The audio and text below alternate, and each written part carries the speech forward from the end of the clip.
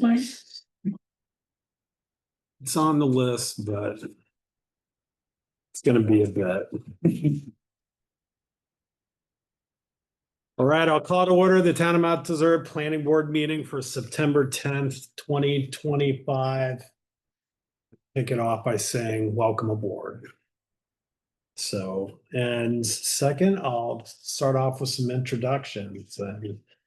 With myself, I'm William Hanley, I'm chair. We've got Daniel Burke, Ann Dalton, Tracy Loftus Keller, Gail Marshall, Alan Kimmerly, and tonight town council is Andy Hamilton.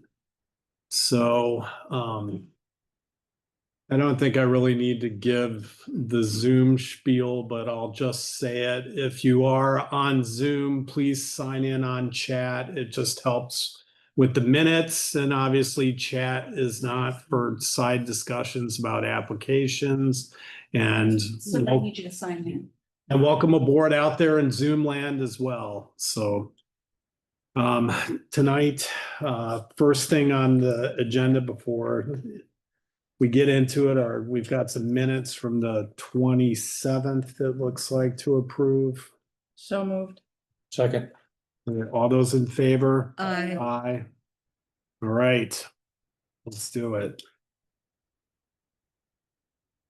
So item 2 on the agenda tonight, we have subdivision approval applications. And tonight we have a public hearing.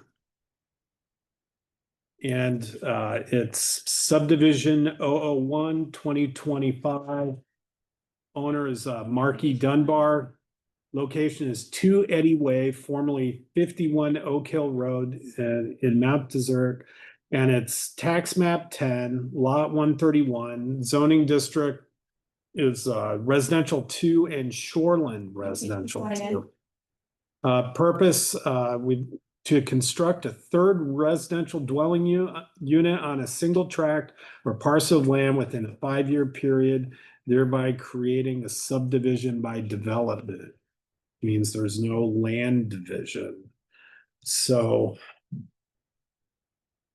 I guess you need to wait because it starts. And it starts, I knew you were gonna say that. So we need to technically wait 2 minutes to open the public hearing. Perhaps, Mr. Chairman, it'd be helpful to just cover something that I could cover much later under other. Sure. By saying the Maine Law Court has remanded the case of Cannon versus Town of Mount Desert involving the MD 365 subdivision. The law court upheld you on all grounds except for one. They feel that it's necessary for those board members who participated in the prior proceedings, we can get a quorum back for that purpose, need to address the question of the open space requirement. And that's the only thing that needs to be addressed. Otherwise, you've been upheld on all grounds. Excellent. So I wanted to thank Heidi for taking such excellent minutes and all of the board members who participated, and the code officer for all their efforts on behalf of the town of Mount Desert. Been exonerated, and we've got a fairly clear direction from the law court as to what you need to look at in the context of open space. But it's going to be hopeful to see if we can garner a quorum of those members who participated in the record of those proceedings. So how does the remand work? Is it in terms of time frame? It comes back to us from the business court. Law court remanded to business court to remand to the planning board for further proceedings. So in that one case, we'll confer with a code officer and you as chair of the board, Mr. Hanley, and determine how we can best proceed to get a quorum of the board that served in those proceedings. All right. Well, thank you. Right. Can we return people to the board to do that? Because we don't currently have a quorum. That is a question that I've just referenced. Yeah. So that's something we're gonna have to explore. All right, 6:05 is upon us, and I guess I will open it up now for the public hearing for the area 51 application here to construct the third residential unit, single tract of land. So if anybody would like to comment about this application, oh yes, You Kim, need to check for your publication and your abutters notices. thank you. So was, That's, we don't need that. this is That's the second part. that's the second one. Okay. So was this advertised and abutters notified? I have an notice on Thursday, August 28th in the Ellsworth American Mount Desert Islander. And another component of it, maybe not. Yep, it's here in the August 21st Ellsworth American and Mount Desert Islander as well. I get you to sign in. Abutters list too. Okay.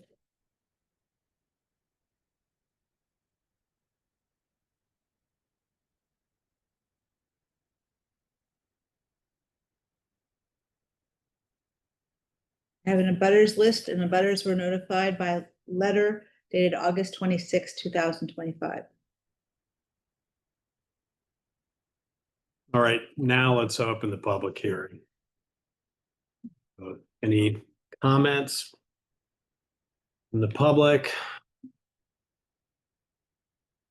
Now's your chance.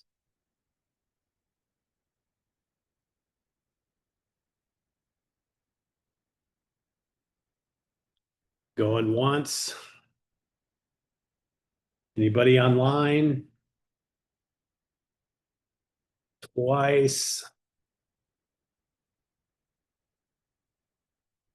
All right, I'm gonna close the public hearing, not hearing any comments from anybody. So from here, Kim, then we need a final vote on the application and then we're signing That'll be at the Right. next meeting. at the yes. next meeting. So we would need a final vote of approval on this application.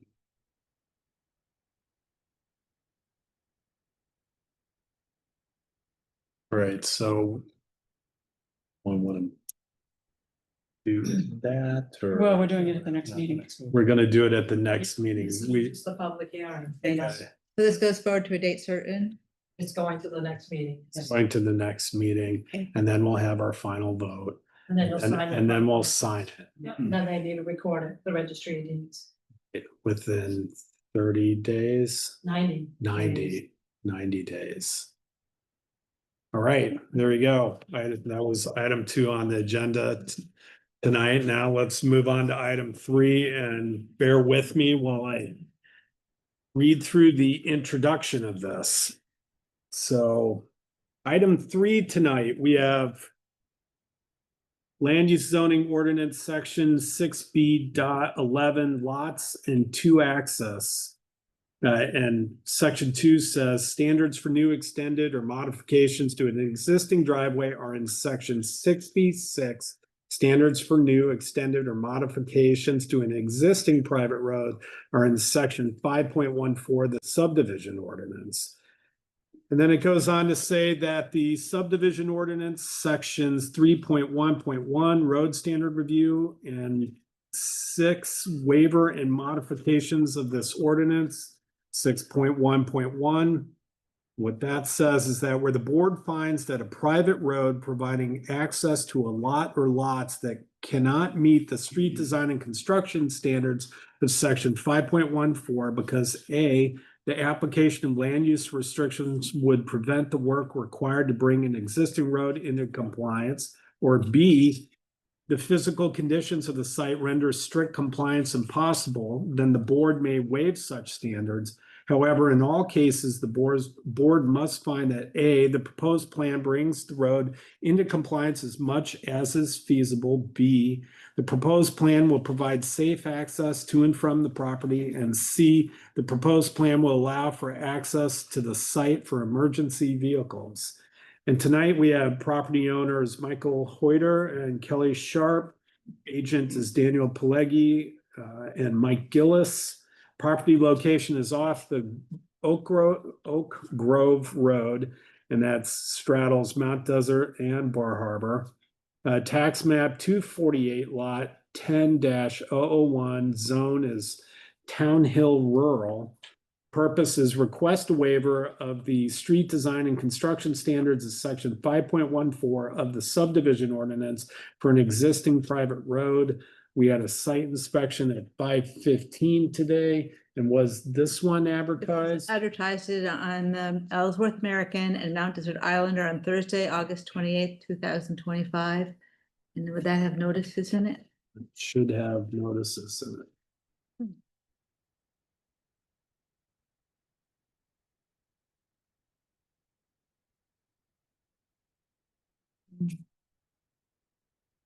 I guess too, would I can ask if there's any conflict. You got it? Yeah, All right. in case you can do this without hurting anything. Way in there. Okay, letters went out to butters on dated August 26th. And there were a whole bunch of them. Mhm. Yep. Got it. And then I'll first ask if there's any conflict of interest on the board. We had public notice confirmed, yeah. Yes. Yes. I'll reveal, I lived on Oak Grove Road 34 years ago for 9 months. Resident of the home. I don't think it's a conflict, but I'll just let you know that I did. I would concur as counsel that living on the road 34 years ago doesn't present any pecuniary interest in the question before you. You should also be asking yourselves about jurisdiction. If I may provide a few preliminary remarks. These remarks come from a conversation with both the code officer and Captain Blackman of the Mount Desert Fire Department. You'll note that although he's present, I believe, Chief Bender, Emily Blackman is standing in because Mike, in an extreme exercise of conscience, spoke up and said, I have relatives that live on the Oak Grove Road, so I'm going to defer to my captain to provide the final letter. So having conferred with both Captain Blackman and the code officer, we've looked at a couple of jurisdictional issues that I'm sure my comments will in essence constitute either reserve or foundation further explication by Attorney Pileggi. The first question comes from the fact that the lot in question is actually in Bar Harbor. It is not in Mount Desert. And so there's a jurisdictional question that I've been able to resolve in my own mind and have spoken with the code officer about. And that arises from, you can turn to section 6B11 of your ordinance. The operative provision, as the agenda reflects, the code officer and helping to prepare the agenda properly cited 6B11 to access. The board will recall that in the wisdom of town meeting, the town of Mount Desert no longer has a frontage requirement, it has an access requirement. And so access must, according to 6B11(2), be provided so that all lots must maintain safe access for fire, police, and emergency vehicles to an abutting public way or to another public way via driveway, a right-of-way, or one of more private roads, or a combination of any of the foregoing, validly benefiting the lot. I would have you each emphasize in your notes for fire. Usually you can get a police car in. It's a fire truck that's a little bit wider in dimension. And this particular lot would have to be served for fire protection from the Soamesville station. Is that right, Captain Blackman? Okay. So you can imagine the distance, and you don't have active hydrants on the Oak Grove Road. What you have to be able to do is bring tanker trucks in. Tanker trucks are about 12 feet wide. And so you've got to have the capacity to get tanker trucks to that location, either for a wildfire or a house fire. This is an instance where I think the self-interest of each lot owner on the Oak Grove Road would suggest that they have the ability for fire vehicles to get into the road. There is, however, on the other side, and it's expressed in the letters that the code officer has received and has forwarded to each of you as board members, the sense that they appreciate they live on a country road. They really don't want the road widened. The jurisdictional question comes from the fact that we have both a Bar Harbor lot and we have a lot created before May 5, 2015. We have consistently taken the position with respect to the road standard review provision. It's in section 3 of the subdivision ordinance that ties in via subsection 3, because it's really 3 that's in play here. We don't have a driveway. We're not serving 2 or more lots. We're serving way more than 3 lots. So it's the provision that says for lots created before May 5, 2015, a pre-existing private road that serves 3 or more lots need not meet the requirements of section 5.14 of the subdivision ordinance. So that gives you a foundational premise that you may not need to do a road standard review. However, the town of Bar Harbor, through its code office, has asked for the opinion of the town. The code officer doesn't have authority to do a road standard review. You as a planning board do. And so if there's to be an official position of the town, it has to come through this board. For this board to have jurisdiction, however, you have to get through a couple of hurdles. I'll mention a couple of those. First, you've got the fact that it's a Bar Harbor lot. And you could say, does the term lot as referenced in, now I'm going to go over the subdivision ordinance, as stated in section 3.1.1, which is the road standard review. When the development of a lot involves access over a private road that will serve more than 2 lots, such development may be submitted for approval as a road standard review, provided that the development does not otherwise require approval as a subdivision. It says when the development of a lot. The jurisdictional question is, does that term mean a Mount Desert lot? Or does it mean any lot that's to be served by a private road? I tend to balance this way. If there was no requirement for fire service to this lot in Bar Harbor at the end of Oak Grove Road, I don't think you'd have a question before it. But because the fire service will come from the Soamesville station of the Mount Desert Fire Department, you want to make sure that somebody's of record on this particular lot as having expressed a view on the road question.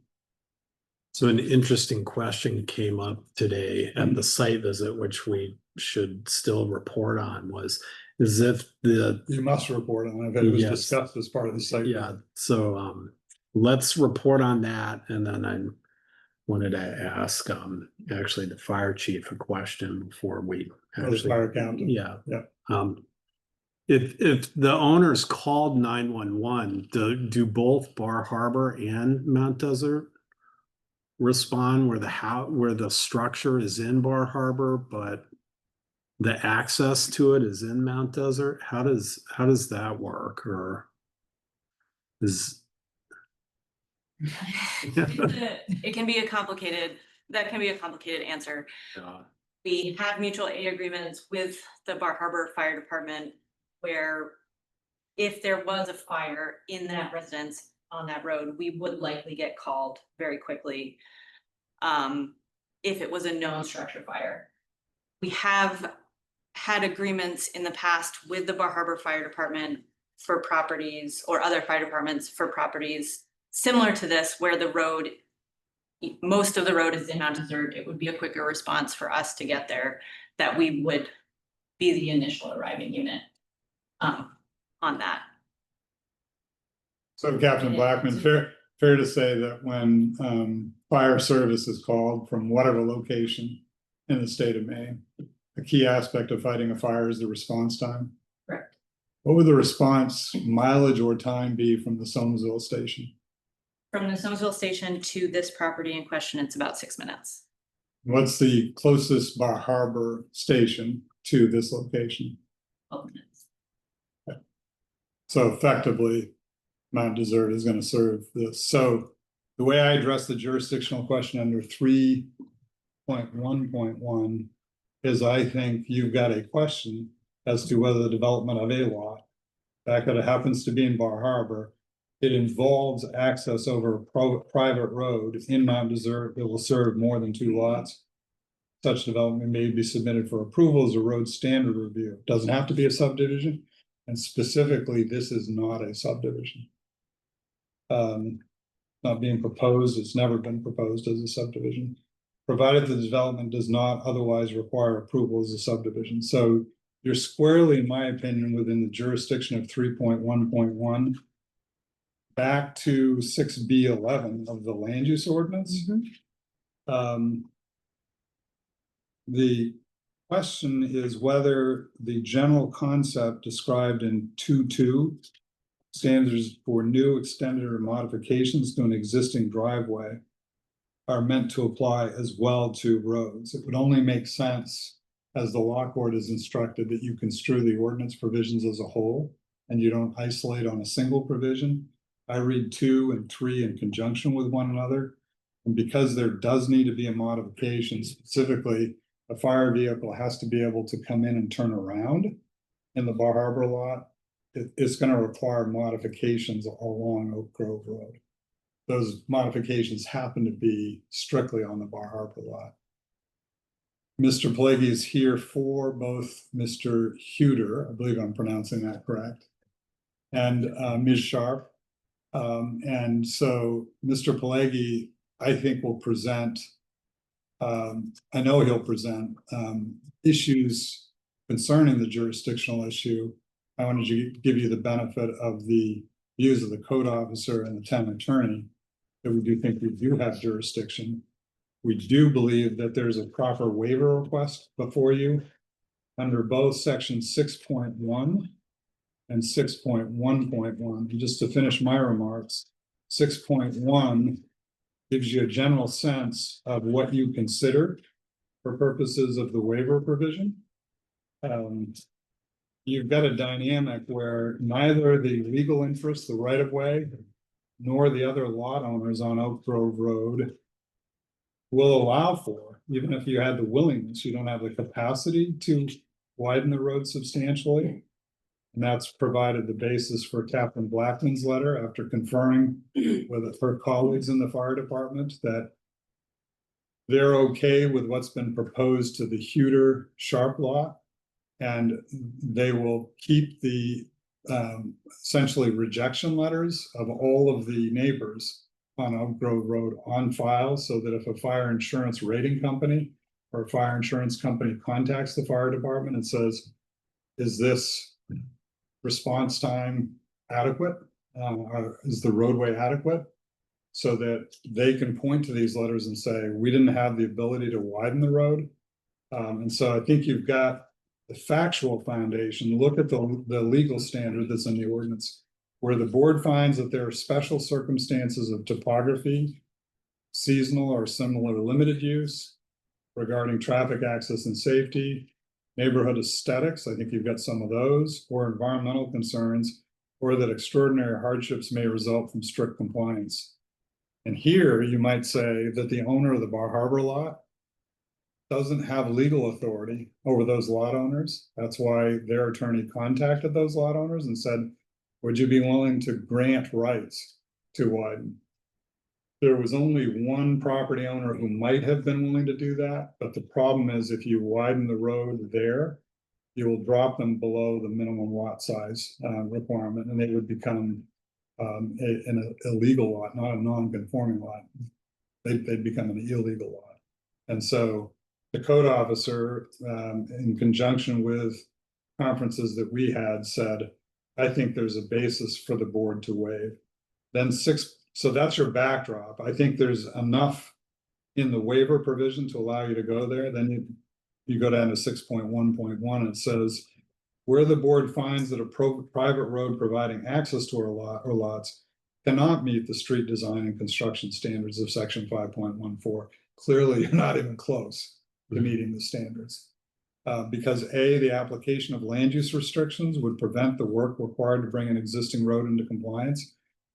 You've got the right of way that's provided for either in deeds or related instruments that Mr. Pelleggi will address, or B, physical conditions of the site render strict compliance impossible, then the board may waive such standards. In my opinion, you should be thinking about three potential conditions. You should ask that if the neighboring property owner's interest, I believe his name is Mr. Tracy, has any portion of the hammerhead that is primarily, if not solely, on the Huter property, that there should be a legal interest conveyed as a condition. The second condition is that vegetation be maintained to provide for the full width of the right of way. Although you can't widen because of the legal interests that were laid out when Oak Grove Road was laid out, you can certainly control vegetation. And the third is that you ask the fire department to keep the neighbor letters on file in the records of the town fire department. But those are your standards at 6.1.1, and I believe that they support the waiver. The board must also find that A, the plan proposed brings the road into compliance as much as is feasible. B, the proposed plan will provide safe access to and from the property. And C, the proposed plan will allow for access to the site for emergency vehicles. The reason we wanted to have the Mount Desert Fire Department provide you with a letter is to make clear that third standard was satisfied in its judgment. So Captain Blackman has provided that letter. B is that the proposed plan will provide safe access to and from the property. I don't think there's much question there. A, I think you should look to the efforts of Huter and Ms. Sharp, Mr. Huter and Ms. Sharp, and just determine whether their efforts on their own lot that they have control over, they don't have control over the other lots, provides a basis for your findings. So on the jurisdictional question, I think the board should wrestle with that. You may want to get any observation, comments, presentation from Attorney Pelleggi just on that issue, because if you don't have jurisdiction, you don't hear the application. So you should determine that issue first, in my judgment, and then we can go on to the waiver. How about reporting on the observation? You should do that first. That's correct. Yeah. From the site visit, and then we'll hear from Mr. Pelleggi about jurisdiction. Right.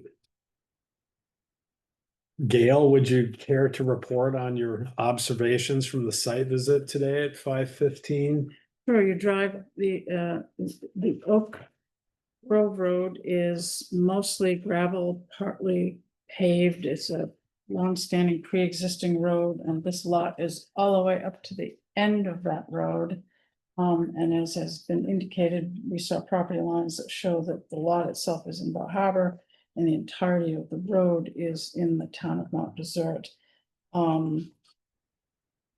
We were shown some areas in which the width of the road was, I believe, 16 feet. And we were shown areas, we were shown a plan too, which I assume will be discussed here, shown here, so.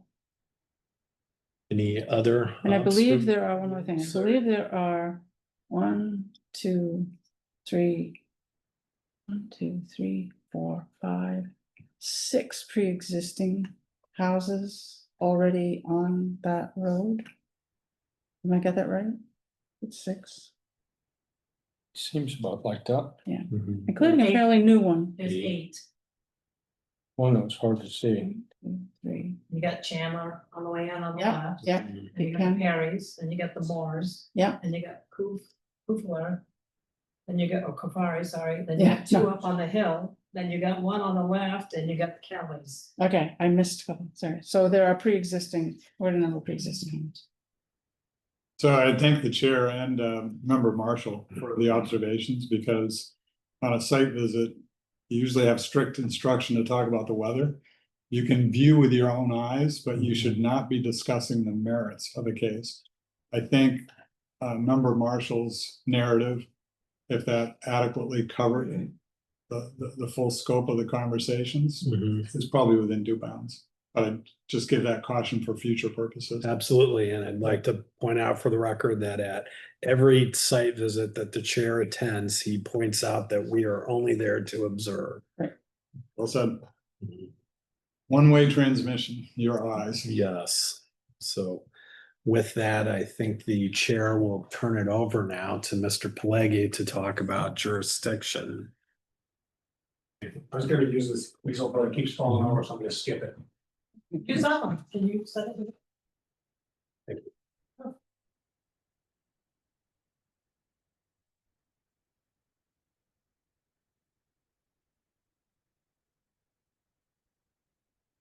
Yeah, well, you guys all see that? Yes. Yes. Okay, so you just want me to address just jurisdiction at this point. So again, my name is Daniel Pelleggi. I represent the property owners, Michael and Kelly. As you have heard, this is a copy of the original plan of the Tracy family development. It's a survey, and it doesn't include this little yellow thing here. What you got in your packets was that. Okay, so this is what's laid out from the Tracy family, the way the Tracy lot, large lot was carved up over the years.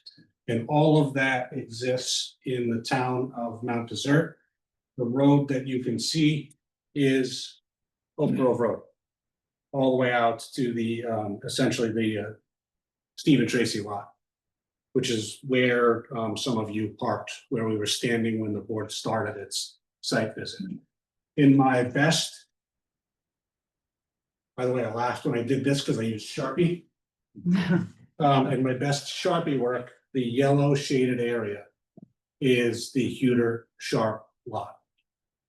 This line is the town line, the municipal boundary line.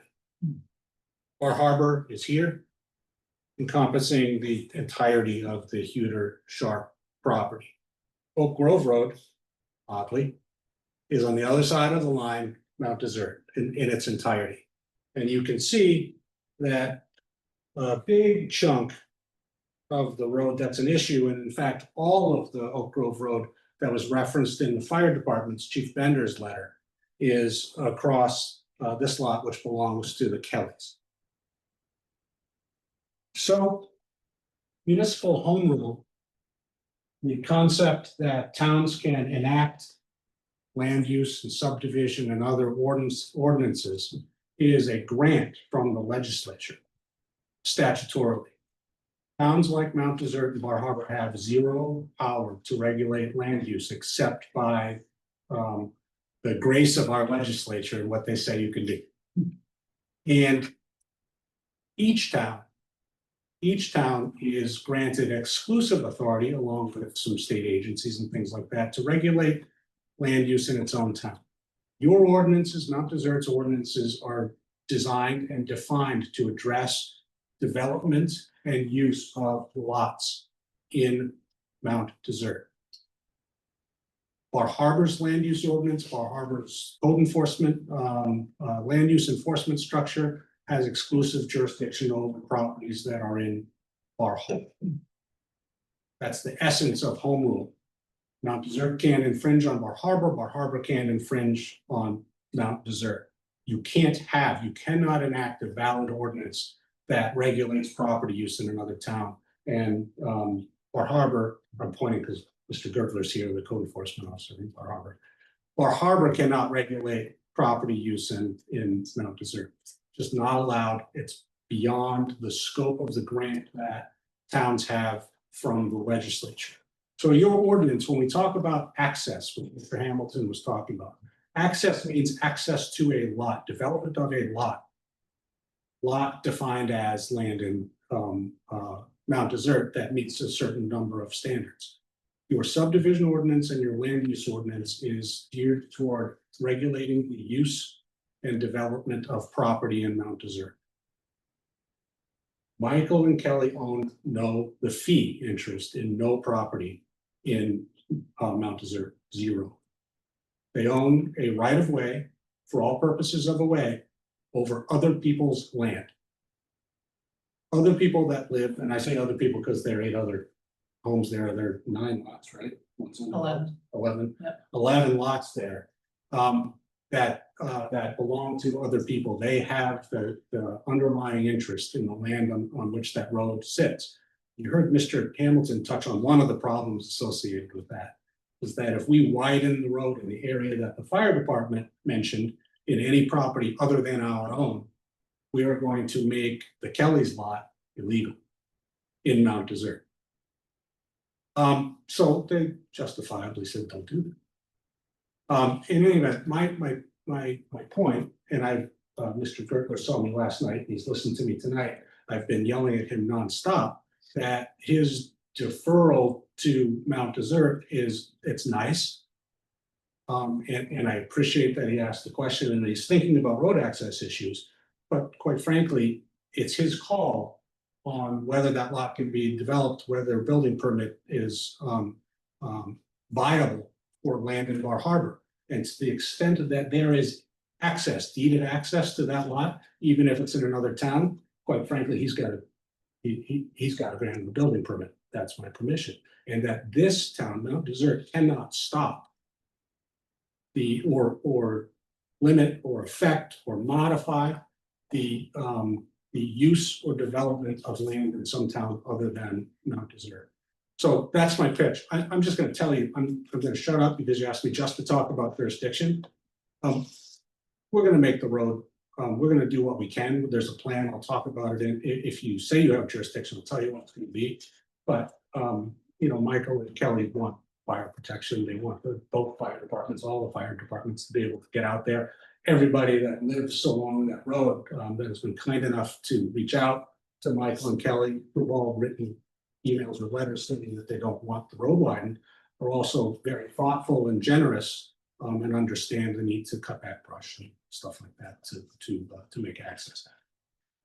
I don't think you can regulate it. I don't think that you have any authority, or that Ms. Keene has any authority whatsoever to do any type of permits, enforcement activity, anything like that affecting development of the development lot. So I think we're also exempt from road standards because the ordinance says it is, but we'll talk about that. Thank you. So before Mr. Plague sits down, through the chair, because we've got a legal question on jurisdiction. Yes. May I pose a question to him? I found the Tracy plan to be very helpful. Can you bring that up close enough so the board can see it? Might as well. Attorney Pelleggi. In the way you look at this original plan, appears to be a Jackson plan that was received by the registry on May 17, 1991.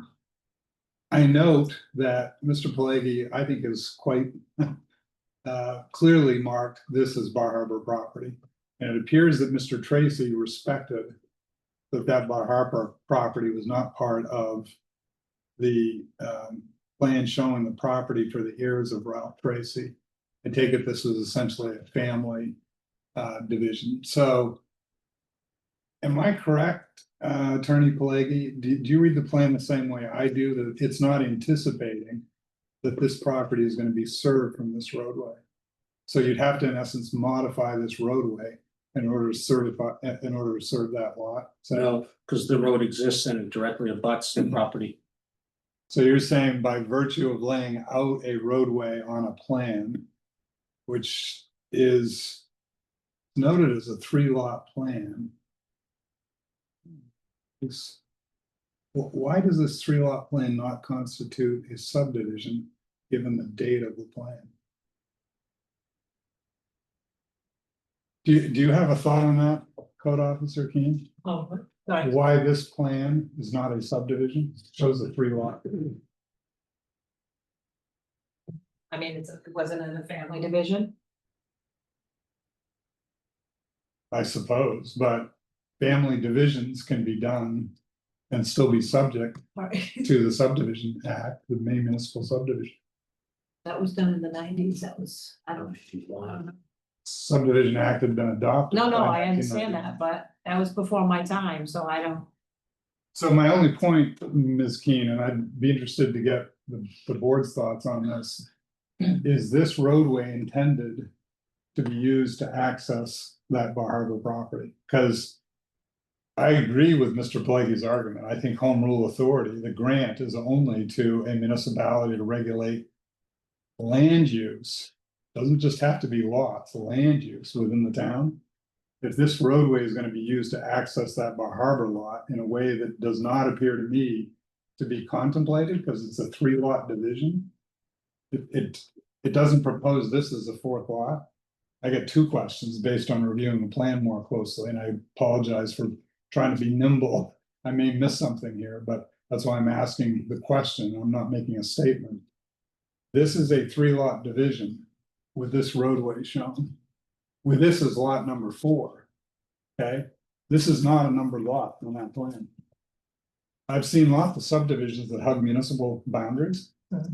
That doesn't mean you can use it to access a lot in another community.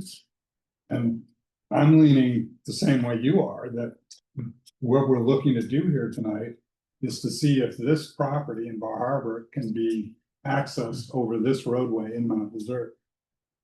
And I think the mere adjacency to the lot doesn't mean that you can use it for access. Does a deeded right of way mean that you can use it for access, Andy? Because they have a deeded right of way over Oak Grove Road. Conveyed by a member of the Tracy family. Conveyed by a former owner of this property that had the right to grant the right of way, yes.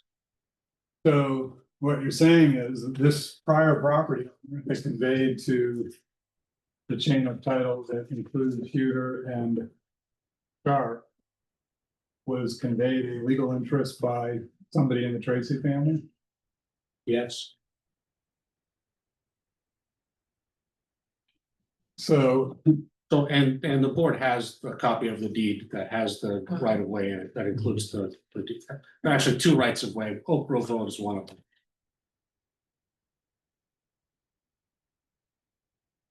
And as a There's the fact- other one. as a practical, the area that when you did the site visit, the cat excavator was located on. Mhm. It's not really a right of way, it's a driveway. So what the board can do is it can reserve on the jurisdiction issue. Hear the presentation on what the property owners in Bar Harbor are willing to do. And then come back to all jurisdictional issues before you can actually take action as a board. You first have to determine you have jurisdiction, because if you have no jurisdiction, you have no authority over the application. The application was queued up on your agenda as a road standards review. And I think we ought to hear the whole case. I just want to caution the board, before you take a motion to act on the waiver request, you darn better decide the jurisdiction question. I think, I don't mean to summarily encapsulate your presentation, Mr. Plague, as I've understood it to date in the correspondence to the board. If you win on jurisdiction, you win for Huter and Sharp. Doesn't have to go any further. If you win on the waiver, that's satisfactory to you and your clients as well. Fair to say? Is that a question? Yeah. Yeah. All we want to do is develop the lot sooner rather than later. Yeah. So I So would, you might want to reserve on the jurisdictional question and hear the waiver request. so I would agree with you, Attorney Hamilton, if I'm hearing this correctly, but I think we should hear the rest of the presentation to put this That's where I'm going. in context. We read each other 4 by 4. That's what I would suggest.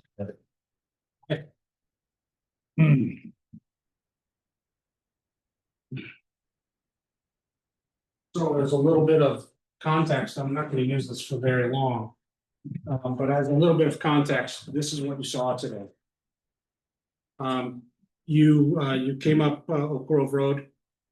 You could tell that Oak Grove Road, thank you, actually abuts. Instead of the plan that I showed you, you can see, so the boundary line and property line is right here. And Oak Grove Road as it approaches the area that Mr. Hanley parked and that Mr. Burke parked, it actually abuts the Huter and Sharp property, and it continues to abut pretty much up to the end of the Huter Sharp property as it approaches Tracy. So that's contextually that's where you are. The road, as it goes through this area, in some places is 12 feet wide at its narrowest, 16 feet wide at its broadest, as it exists, as the gravel exists. It's overgrown in some areas. There's some overhanging trees and things like that. But that's what's there. So you heard from Mr. Hamilton briefly that we went through a large, lengthy exercise to try and meet everyone's needs, including the fire departments. And the neighboring property owners, you have emails from them. They're not anxious to have the road widened. We don't have the right to pave it. Legally, we don't have the right to pave it. We initially approached the Kellys about some turnoffs or something like that, widening the road in a couple of areas to allow the fire department to do some, to get vehicles past each other, as the narrowest part of the road passes almost entirely on the Kelly property. The problem, as Mr. Hamilton alluded to, is that a nice quirk of your land use ordinance definitions is that lot area is defined as the area of a lot minus everything that's underneath a road, private road serving more than, I think, two properties, which Oak Grove Road is by every definition. So that by every foot we increase Oak Grove Road's width on the Kelly property, we bring them under their lot. So they're right at 2 acres. I think the tax card says 2.01 acres as it exists. So that gives me, if I do my math correctly, something like 800 feet that I can work with. Something like 800 feet that I can work with. That's it. If they were gracious enough to allow us to widen, it's not enough to make a difference for the road's standards, in other words. So we don't have legal authority to pave the road. We have a right of way. We have 40 feet that we're allowed to clear in, but we can't necessarily improve what's underneath. We can't put a base down, we can't put gravel down, arguably without permission or a declaratory judgment from the Superior Court, which isn't really the way that neighbors ought to be coexisting. But what we have agreed with Stephen Tracy's permission. And right now it's a license. You have that email from him where he gave a one-line approval of this. So that's a license to Michael and Kelly to develop their lot, including a 20-foot wide extension of the road, almost entirely on the Tracy property. To be part of it, a hammerhead turnaround for the fire department. Mr. Tracy has been kind enough to agree that this will ultimately be turned into an easement that'll be conveyed. But that's going to take some time because we have to hire the surveyor and we haven't been able to get a surveyor out there yet. Mr. Tracy, he didn't come, but we've had discussions in which he's entirely open to that. He wants me to do the work, which is fair, so he doesn't have to pay for it.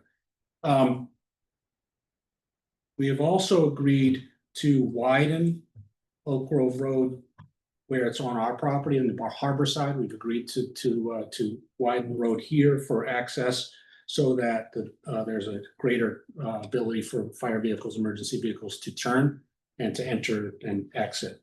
You can see that we have the area that a couple board members parked to help with the traffic flow to the extent that the fire department needs flow. And we've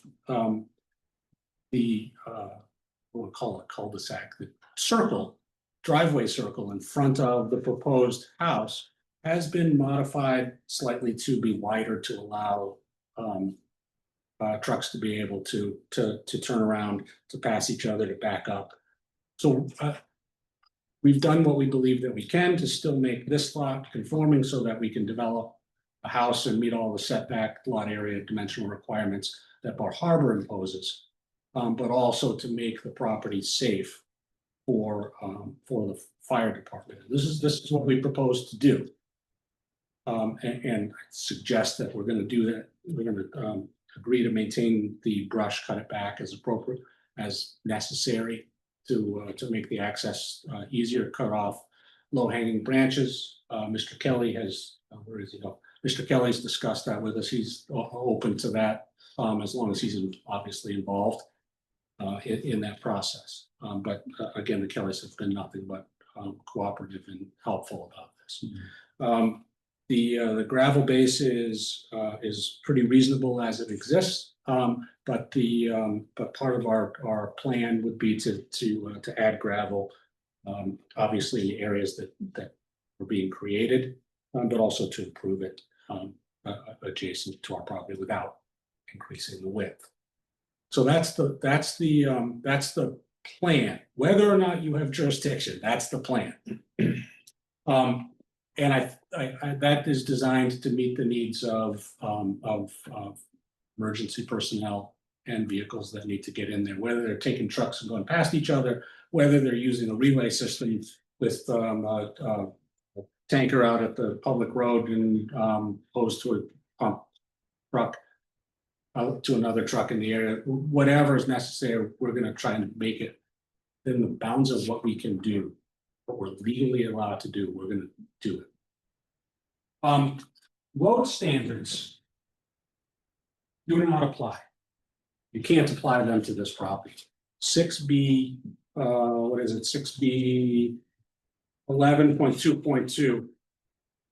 0.3, excuse me, makes our property, because it was created before May 5, 2015, even if this lot were in Mount Desert, it is exempt from the subdivision ordinance 5.14 section road requirements.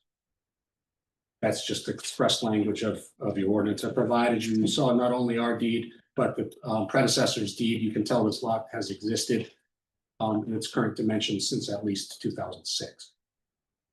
So I think that if you decide you have jurisdiction, I think that the operative analysis is whether we've done what we can to make the property as safe as possible for emergency vehicle access. And if you have jurisdiction, I think that we have done everything that's physically possible to do so within the bounds of our legal rights. We have some neighbors here. They're all very supportive of Michael and Kelly and their desire to build their house. They're not so cooperative as to have agreed to widen the road.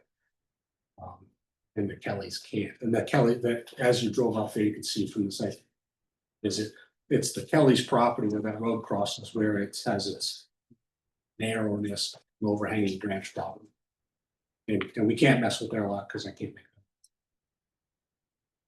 So thank you for your consideration. I'm happy to answer questions. Mike Gillis is here. He is the person who's developing the site. Michael and Kelly are here. They're happy to answer questions. Anything that the board needs, please ask. When was the lot created? 2006. The deed is August 15, 2006. Thank you. Again, that's in the materials that we submitted initially. You've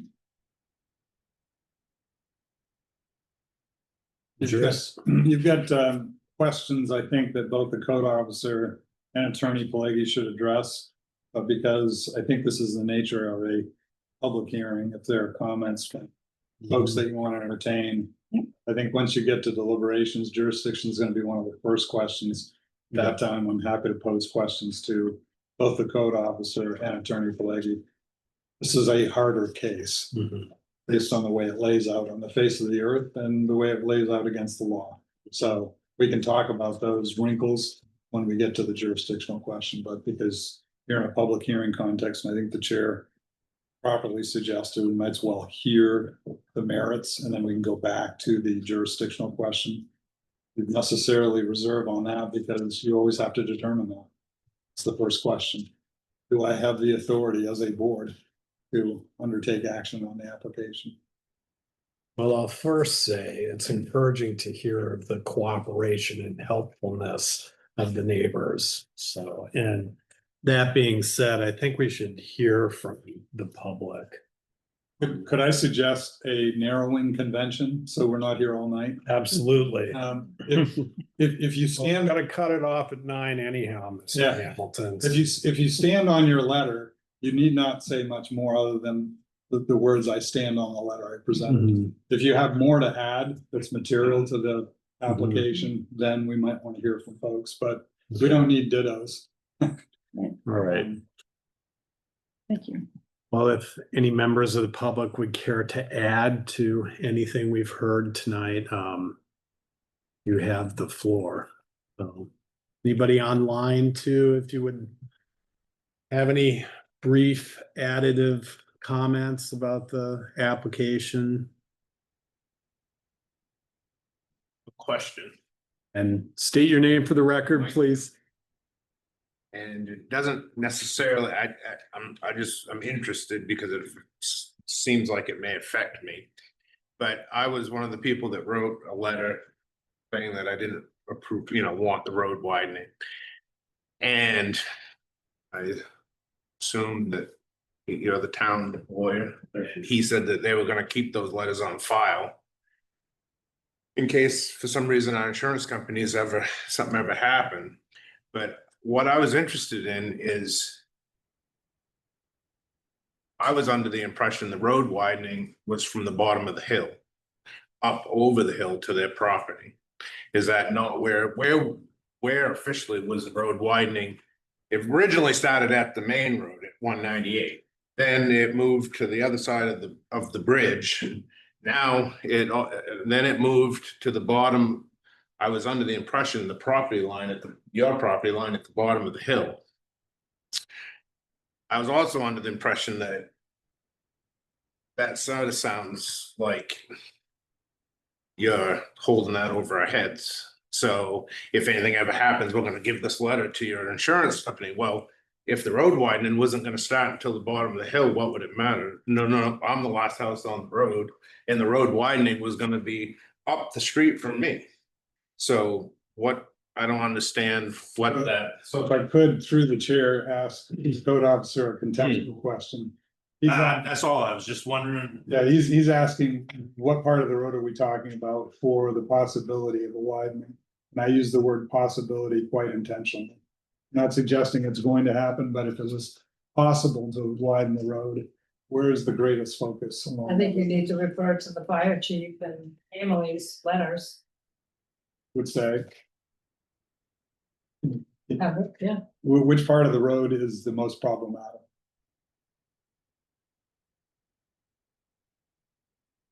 Kind of gone back and forth on that. Or it started, Chief, I think it started with you, so maybe you want to. I think my letter states that it's at the beginning or where Mike Kelly property ends. And the beginning of this proposal is, so it's not including the property of Mike Kelly.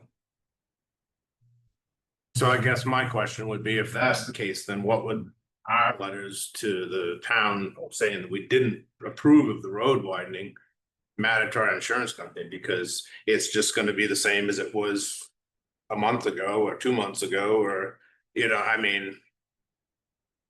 So my impression is that out of this 4-lot subdivision that had been shown, there's now 11 property owners on that roadway. So different owners must have succeeded to the interests of those 4 original lot owners. Ernie is probably far more familiar with this than I am.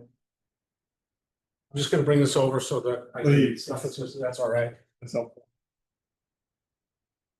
So, and I apologize, I just want to show you the layout, if that's all right. So this is the lot, this is the Utersham lot, here's the boundary. This is the road. All of it is on the Kelly property.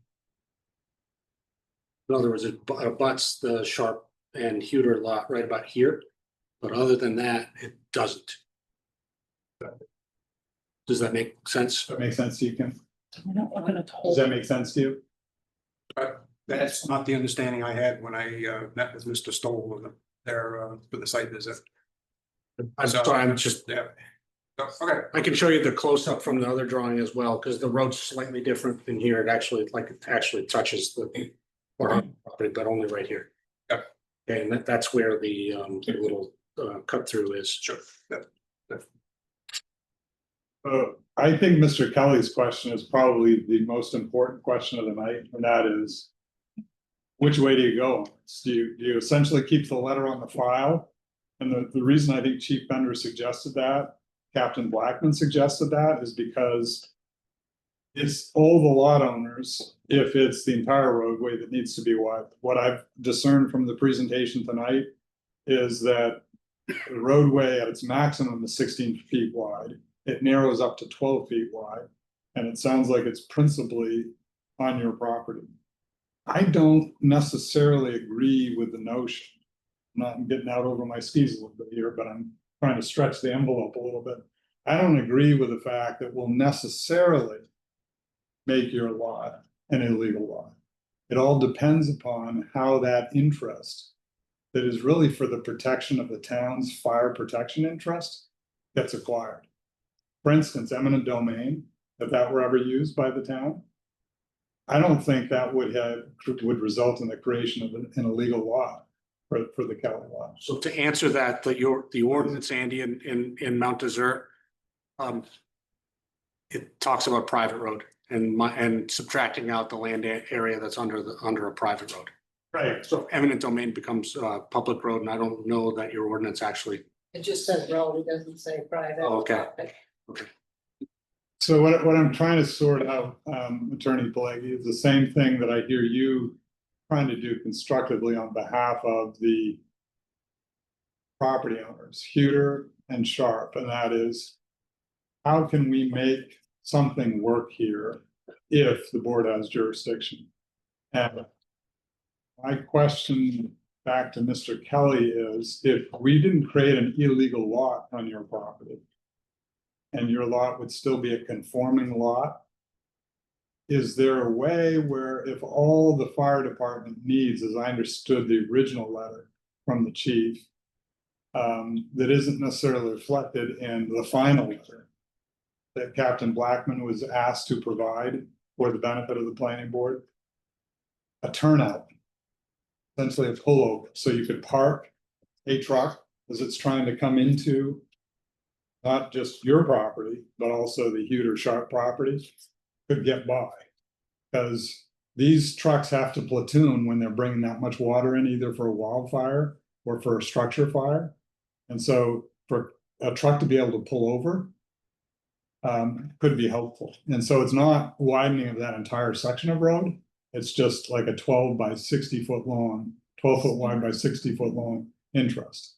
And so the question, I think, is, and this is to the code officer because she deals, as I do, with legal interpretive questions all the time, is if the lot is changed as a result of municipal action and not by the private property owner's action, what we would call a friendly eminent domain, which I've done with both municipalities and quasi-municipal districts, could that be a condition of a waiver?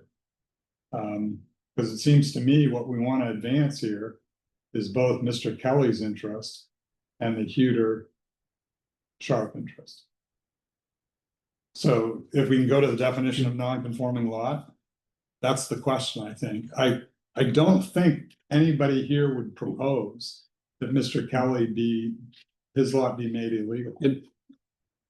Mr. Hamilton, just to try to stay on target here and maybe condense this a bit. Sure, go You know, ahead. we've had road waiver requests, and I'm Chief, I'm gonna refer to you in some of the past things we've had before your department where we have, the access has been a primary concern to these lots. And there has been, and if I recall correctly, historically, the board has granted road waiver requests where we haven't been able to meet the roadway standards of 5.14. Right. So, but we were able to get access into the lot, maintain, the clearing through the existing trees. We weren't able to widen the road. There was a turnaround accommodation provided. So it has just historically, I'm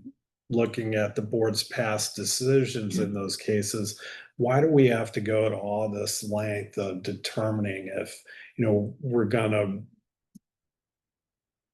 modify the road and potentially create a nonconformity or something like that? If the fire department, was comfortable with traversing it without, having to go to the roadway standards of 5.14, and we had access and we had turnaround, I mean, couldn't we get there through? Yeah, the one question is the slight placement of a turnout on the Kelly property functionally any better for the fire department? Because the Kelly lot is next to the Huter Sharp lot, and the Huter Sharps are proposing a turnaround on their property. Is a turnaround on their property enough? Do you gain anything? So that's what I was kind of getting at, Right. referencing the Right. department. If the department had any opinion about turnout locations or any of the specific requirements of 5.14, if a waiver were to be granted, if that would be seen as a real access issue or your complication. Do we know the distance between the Kelly property and the proposed improvements? I don't understand how long will it take to drive from the Kelly property to where you buy a Sprott building? What's the distance? Feet, miles. In feet? It's a few. Which one is 39?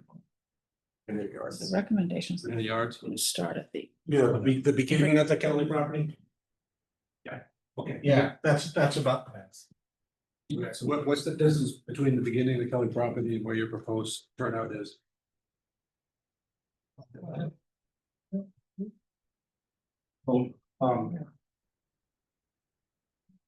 So, This is the area that's on our property that we're gonna proposing to expand. And this is on the Tracy property to create the sort of hammerhead. Okay. Okay. Yep. This is from 300 yards from your other boundary. Say just about, yeah. Somewhere in that neighborhood.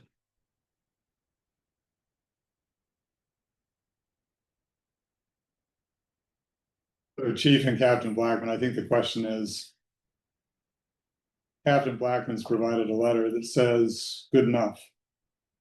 If the answer to the question I was posing in response to Mr. Kelly's question is, doesn't get you much to put a turnaround on the Kelly property when you've got a turnaround on the Huter Sharp property. I don't think we were talking, before I submitted that letter, we weren't talking about turnarounds, we were talking about pullouts. Are we talking about Pullouts, like? pullouts is a better way to say it. That's correct, Captain And Blackman. the idea behind the pullout wasn't for us to turn around in. The idea of that is for when you have a working structure fire, especially in a rural area like this, we're doing a water shuttle, which means you have tanker trucks coming in every 15 minutes. If they meet each other on that road, that was the concern that we were talking about with the pullouts. So that if we had a spot that we knew that was clear for our truck to pull over, next truck to come out, so that we're not meeting and having to back up and all of that. That was the idea behind that. That was not accepted. And so then we went to the Huter Sharp folks doing this, and that's where we went from. You see what I'm saying? So I take it, Mr. Kelly, your position on whether you would grant an interest to allow the town to have a pullout, as Captain Blackman just described it, that's not changed since you wrote your letter?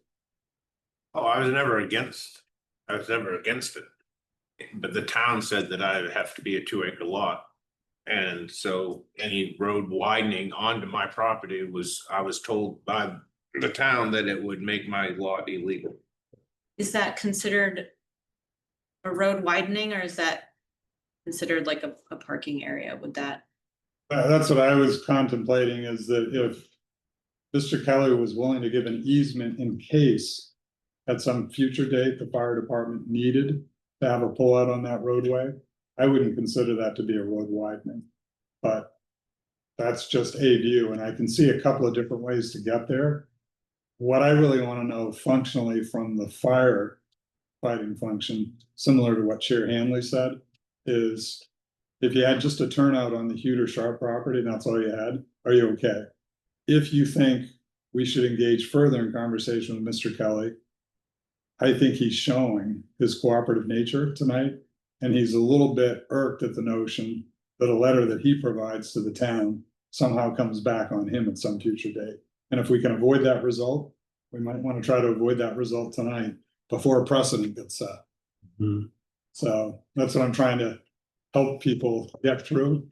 And I could use some help from the code office in terms of what their thoughts might be, because you help the board by having eyes on the ground. When you looked at the roadway as it crosses the Kelly property, what are your thoughts?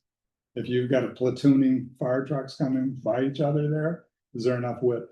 No. There isn't.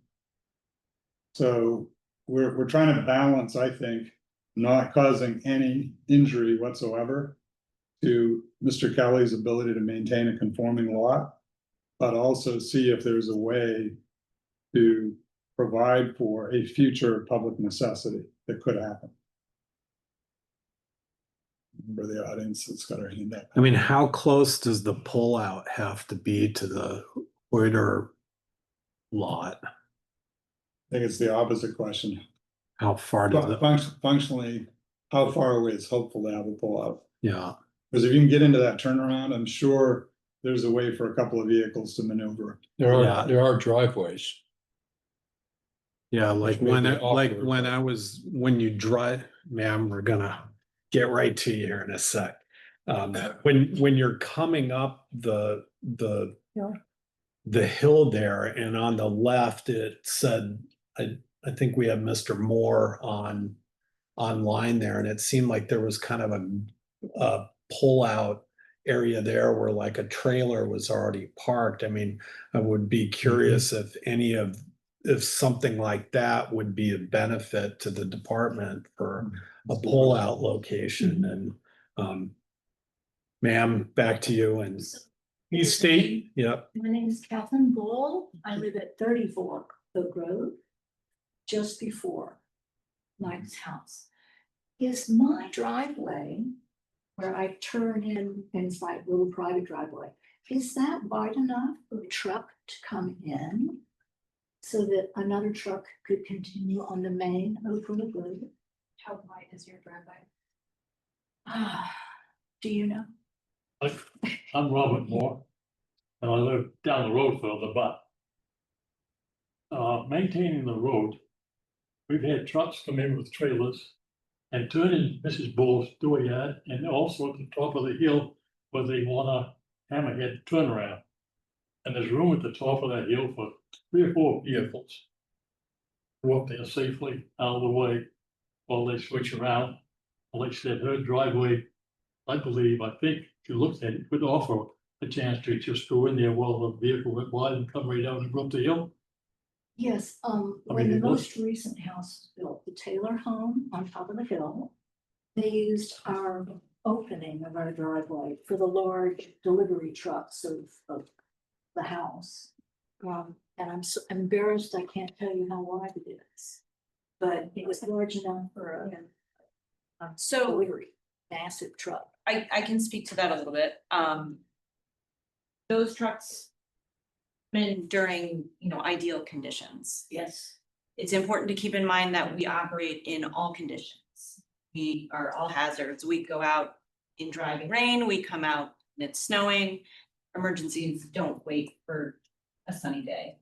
So if we are trying to move trucks up and down that road, say in the middle of the night, in the dark, in the springtime and your driveway is hard to see, you know, it takes away from our response time to then have to maneuver a truck into a driveway that might be soft. We don't know. We don't like to back into driveways. We don't know if it's gonna be soft. We don't want to get our truck stuck. Because if we get halfway in your driveway and our truck gets stuck, then we're really in hot water because then nobody can come in and nobody can get out. You see what I'm saying? So like technically, yes, it might be big enough, but it's not a best case scenario with that, if that makes I sense. can say that our house Benefit. Data test this with 2 trucks. was entire urged area into it. I think it'd be worth a look to see if it could. And it's nicely maintained, its entire width. Do you have anything to add to that, Chief? If I could. The Oak Grove Road is a very stable base, as you can see, you've been. And so her driveway and all the other driveways going off have really stable bases underneath of them. So they have a good base in there with a nice top on them. And also, if you notice, the Taylor's house up the hill, they have a nice, almost asphalt driveway, it's recycled. So they all have good bases on them. Mr. Moore online, did you have anything you'd like to say? Yes, good evening. Can you hear me? Yes. My question is talking about the shuttling of trucks and having a pullout. If you take and go from Mike Kelly's house up over that hill, or the driveway prior to Mr. Kelly's house up over that hill, that's a 15 to 20 second drive up over that hill. And if you're going to start shuttling trucks and pulling off and having other trucks pull back and forth, the amount of time you're going to waste shuttling trucks and pulling them in these pullouts, you're going to spend more time doing that than you would if you just drove strictly up over the hill or down over the hill in one motion. You're going to take a loaded tanker truck and you're going to stop at the foot of the hill and remove all your momentum. Especially they're talking about inclement weather. You want to have a way on getting up over that hill. You don't want to go halfway up over that hill and stop on a snowy night. You're going to continue on. This makes no sense with these pullouts. You can drive up over that hill and down over that hill far quicker than you can do these pullouts and shuttle stops. That's just my opinion. I think this is getting way over engineered. So Mr. Moore, I hear you, but what I would suggest is that what the board has to wrestle with is the standards of section 6.1.1 in order to grant a waiver. And I think the Huter, stick with me, Mr. Moore, if you would. I think the Huter sharp interest has responded very well. I think the fire function has responded very well. I think Mr. Kelly has responded very well. What we're trying to do is not design something. That's why I think the code officer has been appropriately deferring each time I've asked for code office function comment to the fire function. The challenge is, as Chief Bender has disclosed to me and to the town, he has relatives on that road. So we asked Captain Blackman to step in, and I think she's done really well, being very clear as to what's necessary for the shuttling function. You presented one perspective. Your perspective is the first I've heard where it wouldn't be appropriate to think about pullouts. Because how long is the Oak Grove Road, sir? How long is it? Yes. I don't have that information at the top of my knowledge. I'm sorry. Does anybody in this room have that information? Similar letter, it's a half mile. It's a half mile long. So you're saying for a half mile length, if one fire truck coming in to shuttle water into either a wildfire or a structure fire can't get by on the entire length of a half mile road, you're okay with that? No, you're putting words in my mouth. And we're talking about from Mike Kelly's house up over the hill. The rest of that road, there's accesses to people to pull in. you've got accesses, you've got my parents' property on the left, you've got they could pull off to the V-notch to the right of that, going up to the old farmhouse. You've got my property line up on the left-hand side. You've got the new two houses up on top of the hill. They could pull onto that. They could pull into the Bulls property. They can pull into Mike Kelly's off to the side. There's areas to get trucks by there. We've done it for years. So what I'm trying to get at, sir, is we've changed in the Mount Desert ordinance by result of a town meeting action from frontage and needing frontage on a road to strictly having safe access to your lot. This is a request by a property owner that wants to have safe access via the Oak Grove Road. That's their only possible way of getting to their property. All I'm trying to discern from this discussion with the planning board and the firefighting function is, if you were to be shuttling trucks, where would you do it? How would you do it? Because I don't think we want the planning board to design. It's a fire function, as the code office has made clear. It's a fire function. So if we were to have a spot somewhere along that half mile of road, where would it practically be to have a pullout so two trucks could go by each other? The chief had his hand up earlier too, Andy. Yeah.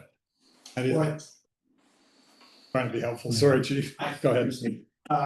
So I think there's some maybe misunderstanding, but this is a single lane road. And as the captain mentioned, to put out fires up there, we have to bring in water. There's no water supply up there. All right. So a while back, or a little while ago, I did some calculations. NFPA has a formula of how much water you need to put a fire out in the house based on the size of the house. So we know how much water we have to bring in to fight a fire on that road. The biggest house on that road is what they refer to, I think, is the old farmhouse. So that's the one we targeted to figure out how many gallons of water we need to bring in per minute to put that out at 50% involved and 100% involved. Okay. Based on the average size of tankers and based on maybe a 15-20 minute turnaround time, because these tankers have to leave Oak Grove Road, go somewhere and fill up and then bring the water back in and dump it and then go out again. We're going to have 6 tankers involved to bring in the amount of water to put a house. So when you've got 6 tankers trying to pass each other on a single lane road, that's where the problem becomes. Yes, there are driveways there. There's 8 of them or 9 of them, whatever houses there is there. But when the tankers meet, somebody has to back up. And this is what Captain Blackman is referring to. It takes time to back these tankers up. That delays the water delivery. That delays our ability to put out a house fire. This is why we're suggesting and recommending these road improvements. Can I ask for more? I'm sorry. Sorry, go ahead. The ideal condition would be a 2-lane road where tankers can pass each other and we can meet and pass people trying to get out. But there's a wildland fire up there. I would imagine everybody's trying to get out of there, pack their cars and try to get out of there. And we're trying to come in. So if we can't have a 2-lane road, then this is where we look for hammerheads and pull-ups. So one can pull off and the other truck can come in without any delay and deliver the water. It's clear. Does that make sense? Thank you. Thank you, Chief. Thank you, Captain Blackman. So Gail, you had a comment. Yeah, I just had one question. It may not even be relevant, but on Chief Bender's letter, you say that the following recommendations start at the property line of 39 Oak Grove Road. Which lot is that? We've been talking about property owners here. That's Kelly's. So the recommendations in your letter pertain to the conditions of the road from the end of the Kelly Road, from the end of the Kelly property, or the whole Oak Grove Yes. Road? From the Kelly So property. just as it starts to go up the hill. Okay. So it's not the whole length of the road. Okay. Mr. Kelly, you had your. Well, I just had we've been there for a while and I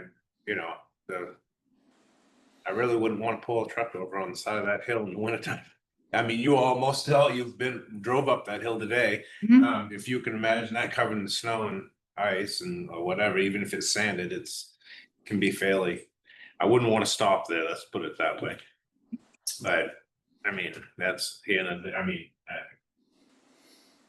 I don't think it would necessarily be like you're saying for the trucks coming in. I think it would be the trucks going out to get out of the way of an incoming tanker so that water does not have to. So you have those tankers coming in and the tankers going out. the tankers going out are not necessarily the priority at that point. It would be for, Would that be on the opposite side of the road, Captain Blackmore?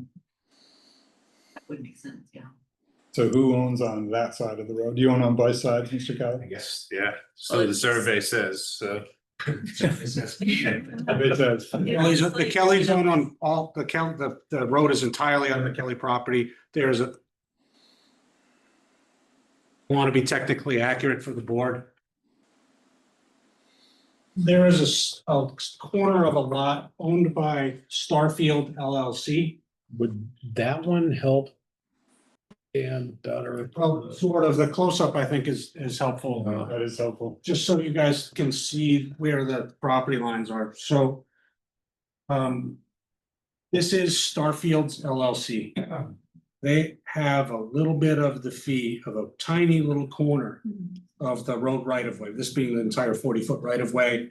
The road itself is right up here against the town line. Everything else, all the way around. You know, yeah. All the way around to here is Kelly.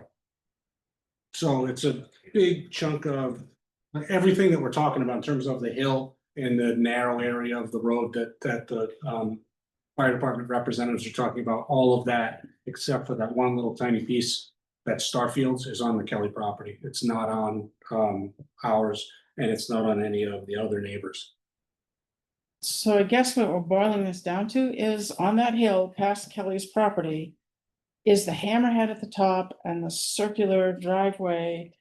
And keeping things cut back because it is a little closer in that stretch than it is on the rest of that. Is that going to be, while not ideal, because ideal would be a 2-lane road, is that going to be sufficient for the fire department to be able to do its job as effectively as possible, given, even though you want to keep on file a letter that pertains to that, as at least as it pertains to the subject property? I believe. Let me look at the letter from Dan real quick. 'Cause in mine, it says that I agree with that proposal that Dan put forth. Yes, we were okay with the applicants widening the road on their land alone with the hammerhead. Okay. Yes. We do like the sound of the pullout, but I did state in my letter that we are okay with just those. That's what I'm saying, Marshall, members of the board, is hard cases can sometimes make that precedent. Right. And Yep. this to me is a hard case because it's very appropriate to ask all the lot owners where a pullout might be placed. Mhm. Would you be willing to widen the road? It isn't a choice between only two alternatives. Because a tweener has been proposed, and you've heard it again tonight. I had heard it previously.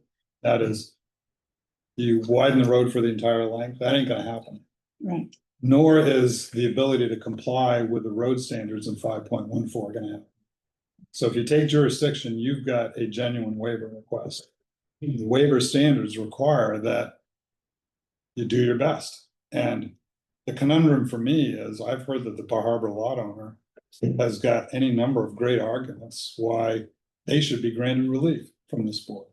But the challenge is there's a section of roadway that was identified as 39 Oak Grove Road as a starting point for where you might want to consider pullouts. And the code office took an initial cut at this that I agree. You don't want to make a 2-acre lot less in size by having a roadway placed there. The interesting thing to me as I think about it, CEO Keene, is this is a private road. Unless the town undertakes eminent domain action, which it probably has police power authority to do, because it's protecting the public firefighting function and the ability to effectively fight fires. You really can't otherwise propose to invade a lot. And so I've just been thinking about how we avoid the really hard precedent. And we do what we can, not just for these property owners, but I think most all the lot owners along Oak Grove Road.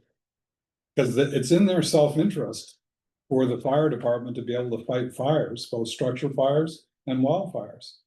So I think your inquiry is important. The standards for a waiver direct you to the individual applicant. But I think what you're hearing from the discussion tonight is Mr. Kelly being a prime example. He's not against trying to help here. And if there's a practical way to solve this problem, I don't think you need to expand a private road width. That's not really even the question. The question is, what could you do in terms of a practical opportunity for a fire truck returning from, for instance, the Bar Harbor lot, being able to pull out so that the tanker trying to come in to bring enough water to fight the fire could come in. Thinking, Andy, of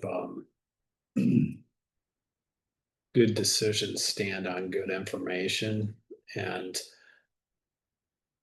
perhaps what the board needs to have submitted is like a broader plan down the hill if the Kellys were amenable to it, to an area of pullout actually identified. I mean, that, you know, we're talking about a pullout here or a pullout there, but should we be really quantifying this into a submittal for the board and saying, hey, look, here's the area of pullout allocated? And I discern from the conversation tonight that you've got enough information. I agree with the premise you're advancing, which is you make good decisions based on good information.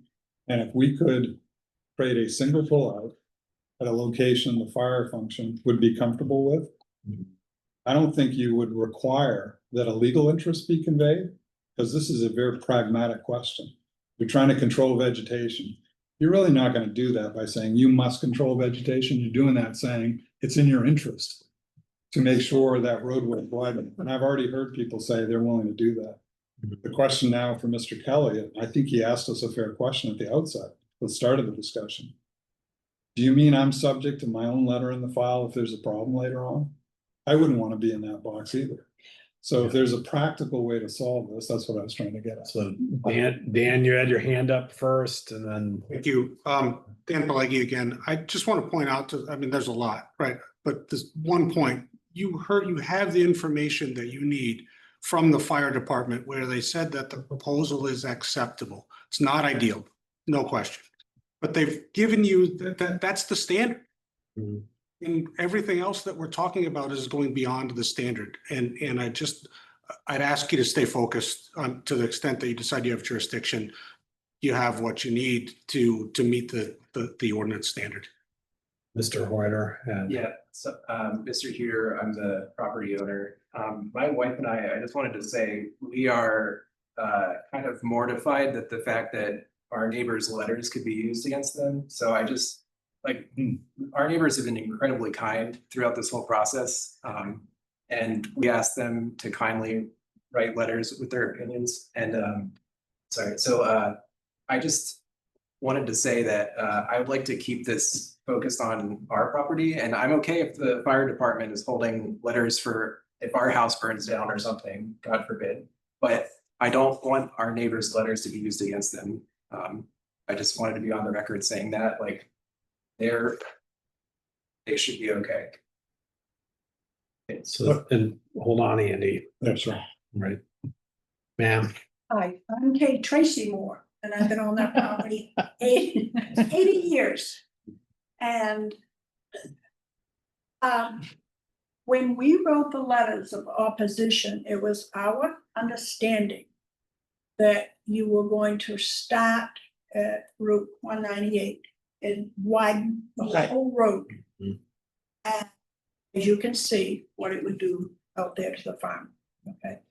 But if one of us, say Robin and I, gave you and Mike knows, Captain Bender knows the land, right just beyond our garage for a pullout, would that suffice?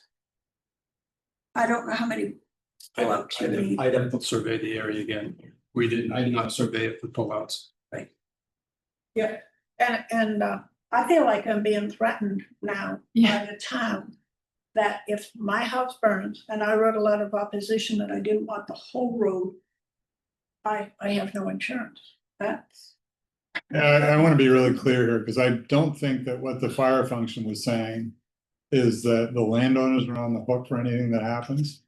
They just want to make clear that as they tried to address this issue, the opposition letters need to be they are a matter of public record. I mean, they've been submitted into the planning board file, so irrespective of whether they get submitted into the fire insurance file, they're not being used for purposes of saying it's on you all. That's not the purpose. It's for the purpose of just making sure if the fire insurance rating industry or a fire insurance company has questions, there's an answer to why the road wasn't modified at all. I think that, no, modified in a way that the fire department would be comfortable with. And in response to Attorney Pileggi's good observation, I think the discussion that was the result of Mr. Kelly's question going to the same point that you've made, which is you don't want to be on the hook as lot owners for purposes of what's going to happen in the future. I don't think anyone does. I mean, Andy, if the board were to find that the road standards of 5.14 don't apply here, I mean, what relevance do the letters have even in that case? So I'm trying to deal with the multivariable calculus of this question tonight. So let me take your question. Let me take your question and see if I can work with it. What the board has to find, if they're going to grant a waiver of the standards, is that you meet the standards of 6.1.1. So take a look, board members, at 6.1.1 and just make sure that in light of the verbal testimony you've heard tonight, that goes beyond what the final letter said and actually relates back to the original letter that Chief Bender wrote. If you're looking carefully at those two letters, we've got a dynamic here where people, until this hearing, really couldn't speak freely to this issue, because what we're trying to do is make sense out of a Bar Harbor lot owner who's not clearly within the jurisdiction of the board. The roadway is. We don't have a roadway that was laid out according to the town specifications. Clearly, it was never proposed as a subdivision. So I asked the question, why is a 4-lot division, even if it's a family division, why is that not being treated as a subdivision? Okay, it wasn't historically. I'm not going to try to change history. It's been too long. Let's focus on, however, the fact that the firefighting function has to be able to respond to a fire.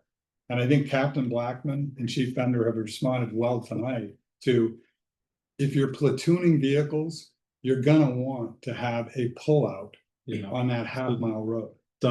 So I think this is a 6.1.1 issue, not a 5.14 issue. I agree. And I circle back to my original comment about, we're talking about pullouts and pullouts and pullouts. Just one pullout is all we're talking about. Yes, but I mean, I feel like we're kind of circling the sun now for the second time. Why would we not ask the applicant to just bolster their application by showing where the other pullout might be, and we get that submittal and we proceed with determining jurisdiction? And as you've already heard in the public hearing tonight, what you need to know for a condition of approval. I think you could approve the waiver with a condition that says you find, with the help of the fire department. I mean, I think what's happening here, if I can be as reasonably direct as I can, is Chief Bender is trying to be gracious. He has family members along that road, okay? So he's trying to be gracious. But in a fire, it doesn't matter who is gracious in the context of making a determination like this. It matters that we try to get it right. Yeah. So all I'm trying to do is try to get it right. Like what I'm getting at is like historically, when the board has made decisions like this on road waiver requests, I mean, we want to make sure that we are addressing the department's concern Right. always. And if there are any nuances that we're all navigating through that collectively and constructively.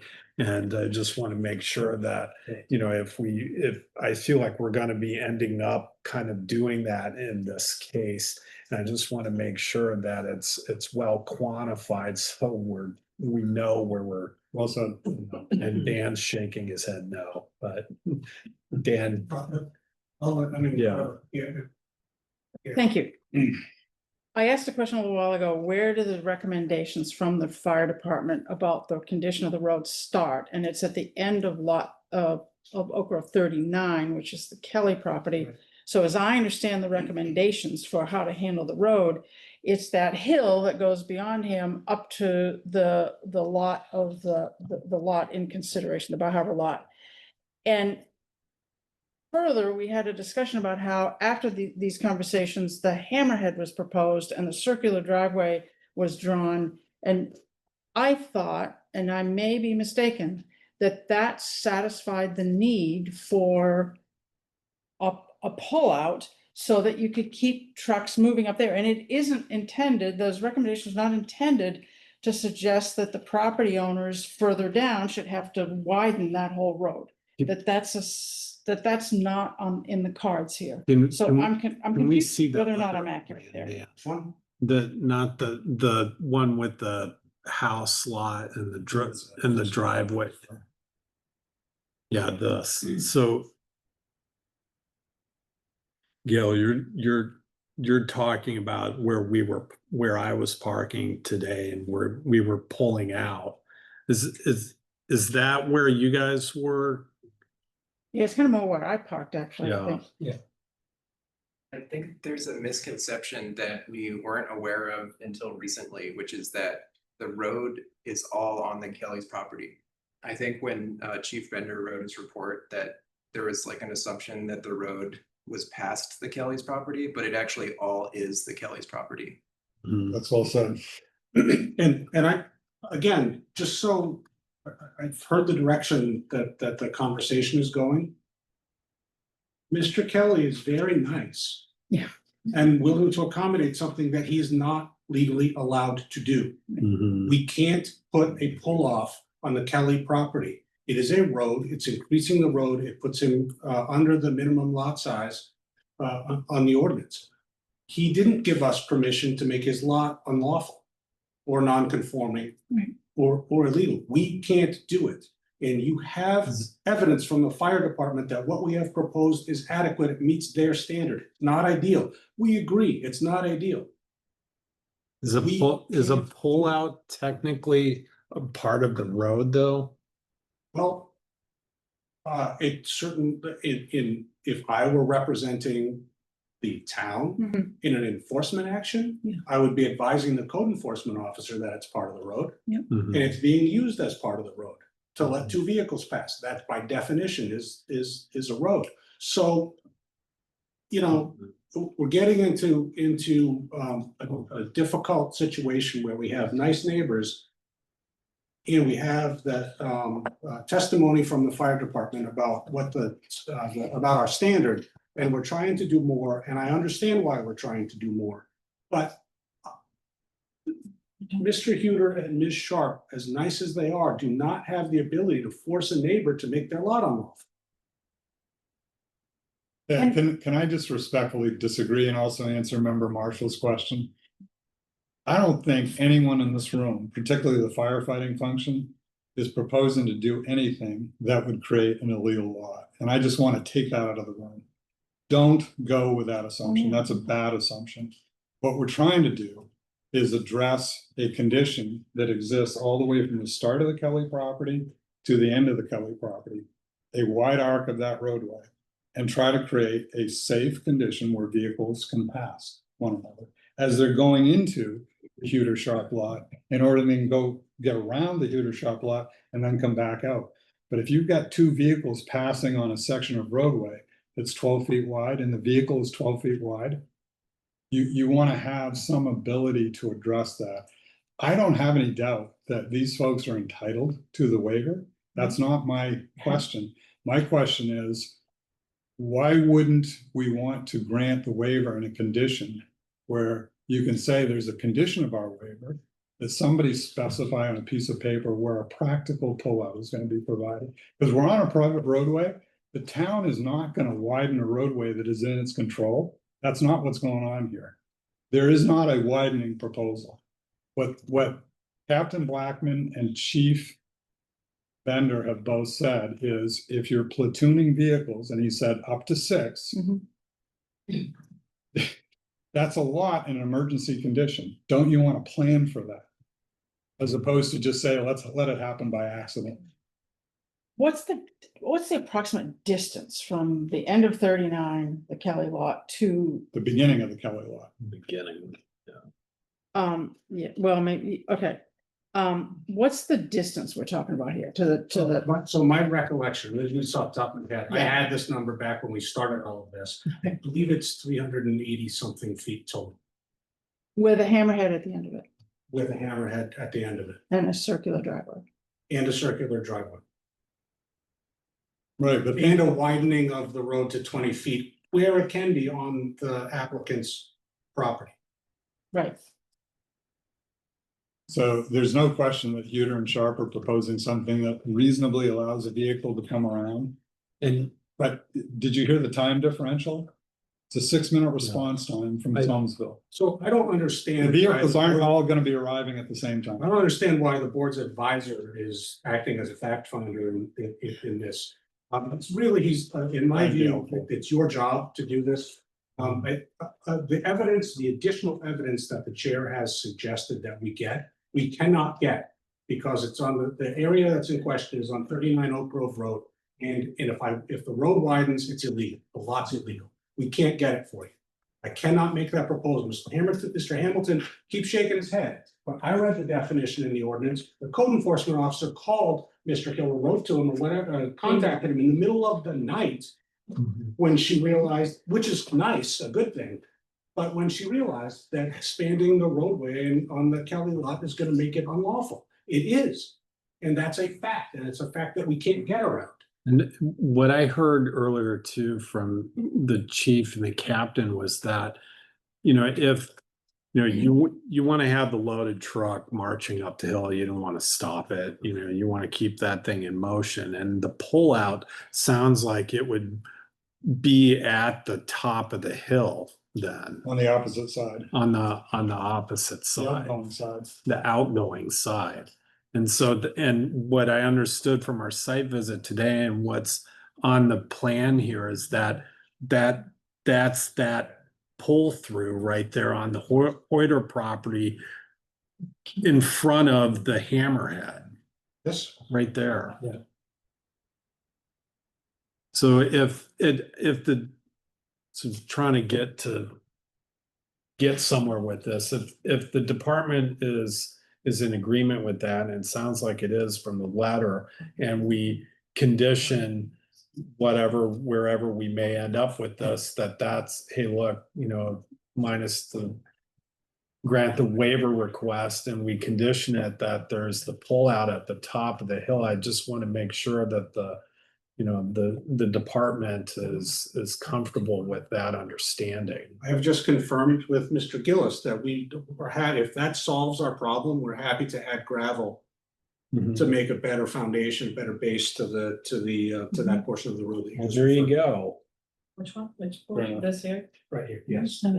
Yeah. Yeah, so let's go back to, so I think we get it. And let's go back to jurisdiction and try to get some traction and out of the mud here. But just my humble opinion, I don't think 5.14 applies in this case based on, when you're reading 6B11, especially because the lot was created prior. what, you mean 6B? Yeah, 6B11. Of loser. Yeah, of Luso that just it was created before 2015. To be consistent. Yeah. There were many roads in the town of Mount Desert that are private roads that don't meet that requirement created in 2015. Right. So we can't come and say that this one needs to do that. But I think we have to go back to the first question, which is that is a lot in Bar Harbor. Yeah. And it was pretty clear to me, we don't have jurisdiction over that lot in Bar Harbor. Well, That's but just what I hear you. And when I look at 611, so I don't think that the road standards apply in this case under 5.14, but I think 6.11 does apply because we're talking about access. And this access is within the town. And this act and a primary concern of the access or 6.1.1 and waiver and modifications is for emergency vehicles. And I would think that's,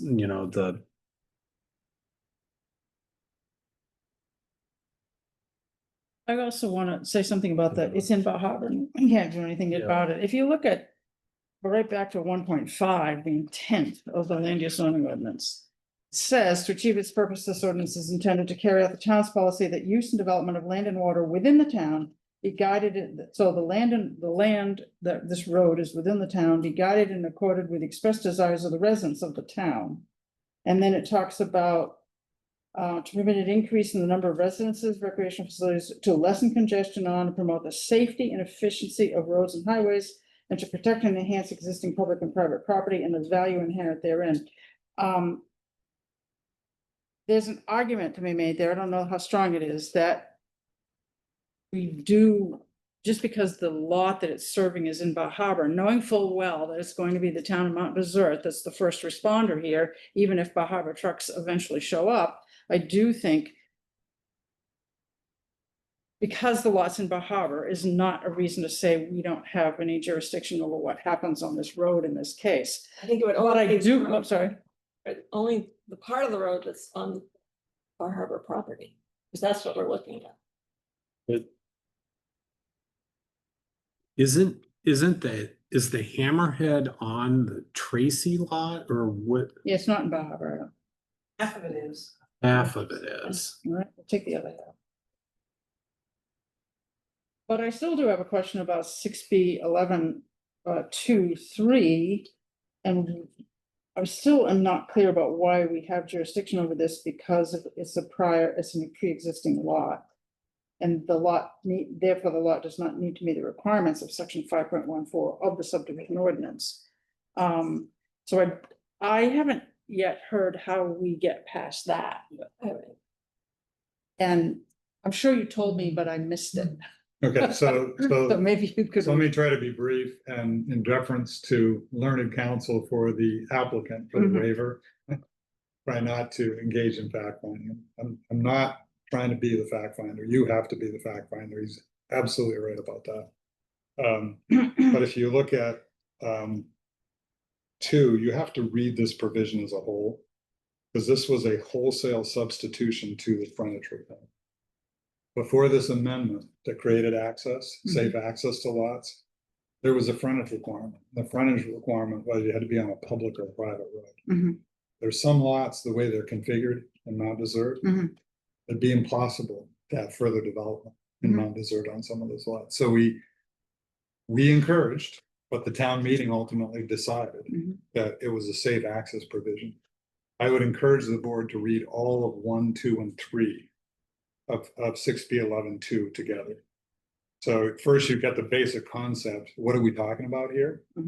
Safe access for fire, police, and emergency vehicles to an abutting public way or to another public way via driveway or right of way or one or more private roads validly benefiting lot. When we did this, we had the fire function in mind, right, as a community.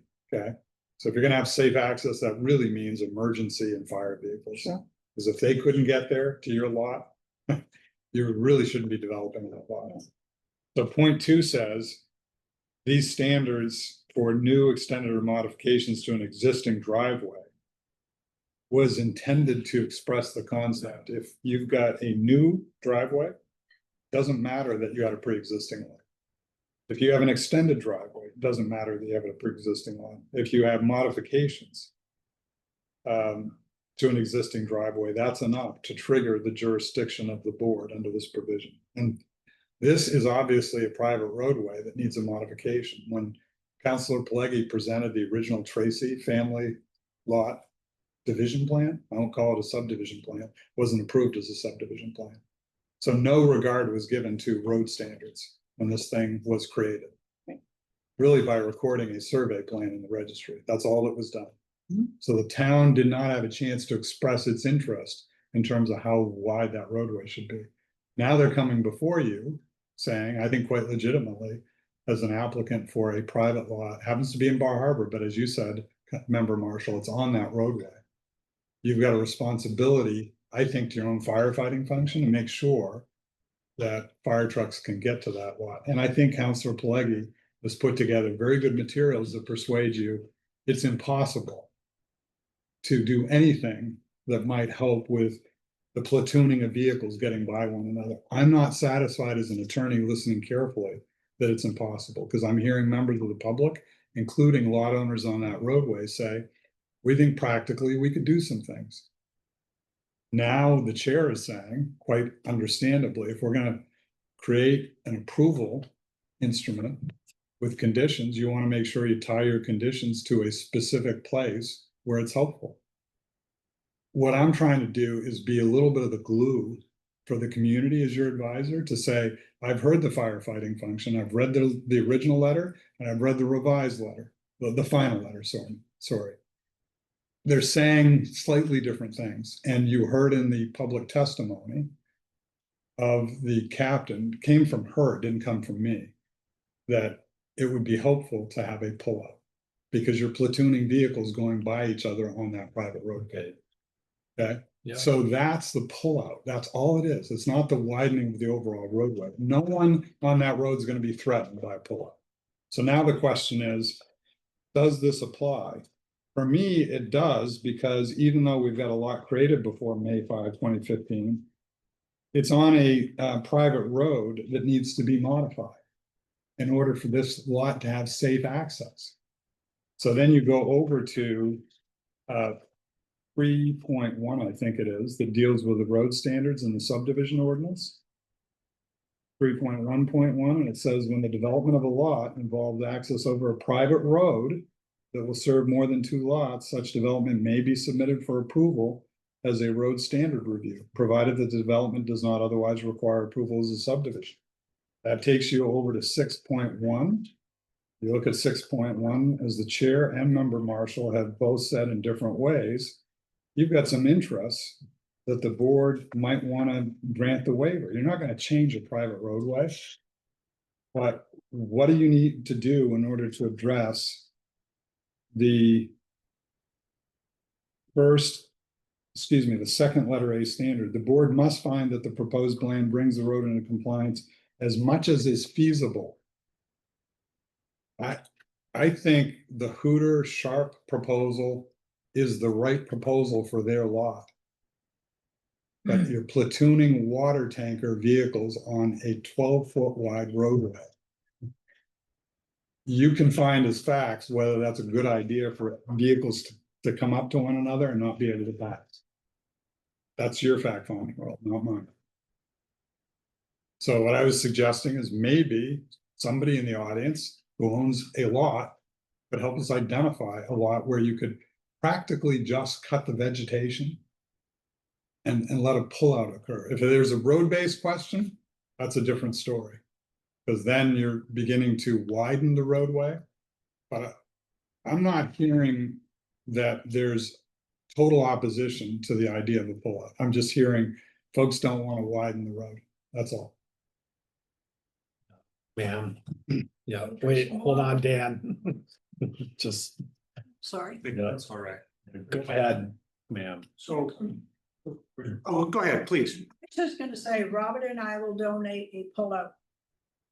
Captain Bender can, he knows and consult with us and make it, if this resolves this, Yeah. we will do this. Dan, We have the opportunity to do this without interfering with the driveway. Dan, With that, I probably don't have to say anything, but. We don't need to modify this road, but for the town of Mount Desert deciding that we fall in the category where we have to talk about. Fire department safety. This road does not require modification in order to develop the lot in Bar Harbor. We are not extending the road. You were there today, you know that it's Mr. Hamilton wasn't, you were there, it's gravel. There's overhanging brush and stuff like that that should be cut back, but it is a viable private road. That doesn't require expansion or extension as it exists. Now, we're gonna do whatever the town requires. But I want to point out that the town has not required anything of the 8 other landowners that have houses there. And the road is narrow in every respect. There's a bridge well before you get to our property that is incredibly narrow. I have no idea what weight capacity that bridge has. And you're not requiring anything of the other owners. They have their houses. You are requiring something of us if you decide that you have jurisdiction. But I think that whatever you're requiring has to be constrained by the legal rights that we have. And I don't think that it's fair to force, I don't think it's lawful to force other property owners who are here out of their goodwill. They haven't been provided any notice that their property might be used for this purpose. They wrote letters saying that they opposed it. And to force them to give up some of their property to make this happen, I think is wrong. I think it's unfair. I really appreciate it. And if that's going to solve this and the neighbors mean it, that's wonderful. But I think we're way beyond this board's jurisdiction. so how about we work towards a motion on jurisdiction, or if you guys have any further thoughts on jurisdiction? I make a motion in regards to the Kelly property that this board does not have jurisdiction to demand road standards. As outlined. I'll second that, and then I want to address that, what Attorney Hamilton just said, because I hear what you're saying about the different provisions, the 1, 2, 3. I read it, and you can tell me where I'm wrong. I read it as you've got the general principle in number 1. All lots must maintain safe access for fire, police, emergency vehicles. Hugely important.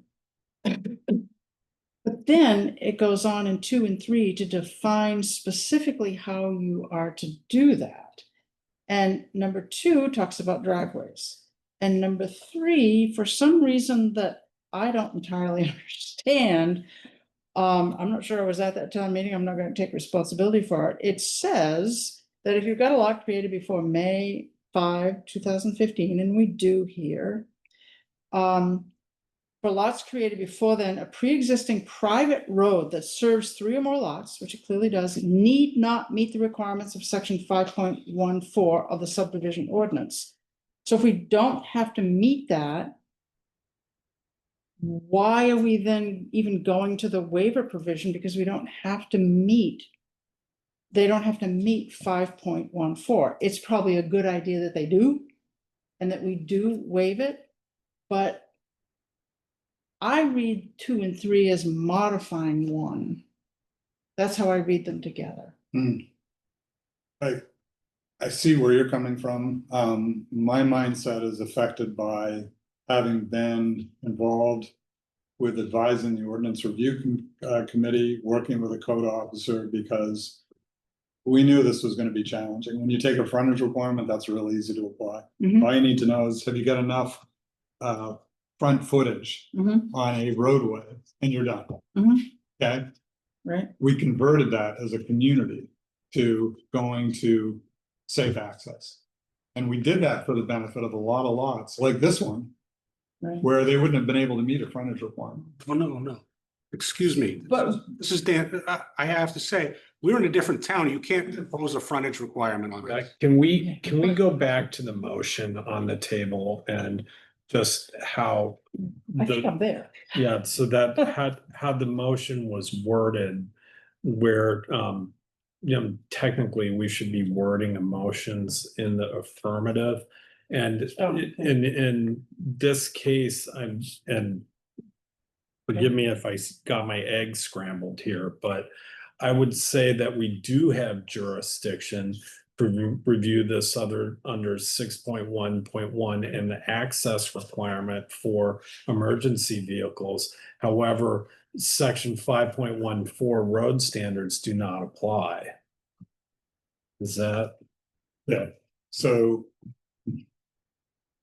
I said at the outset, tough cases make bad precedent. And so what I was trying to do was just make sure that the overriding public interest as well as the private self-interest are regarded. Mhm. I think you wrestled with those. If you determine that you don't have jurisdiction, then you don't get either. We don't have jurisdiction over what? 5.1, like specifically. The jurisdictional authority you need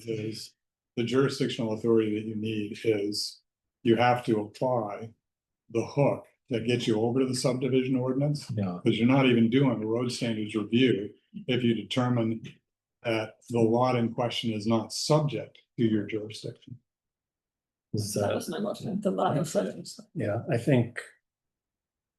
I'm not a voting member tonight, but. You've got an ordinance that applies only to lots in this town, right? And section 6B11.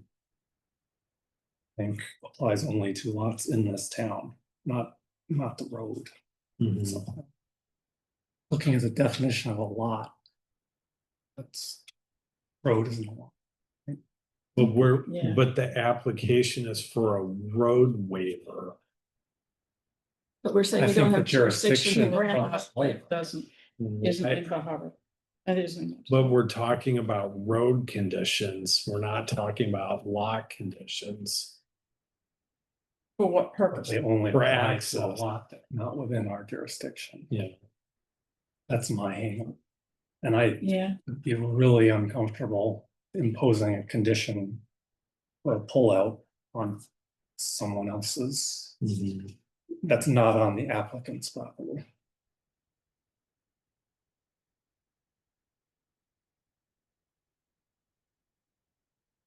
do you? Hold on a second, Sorry. Mr. I just would like to remind. You gotta introduce yourself for the Sorry, my name record. is Mike Gillis. I'm a landscape architect working with the owners.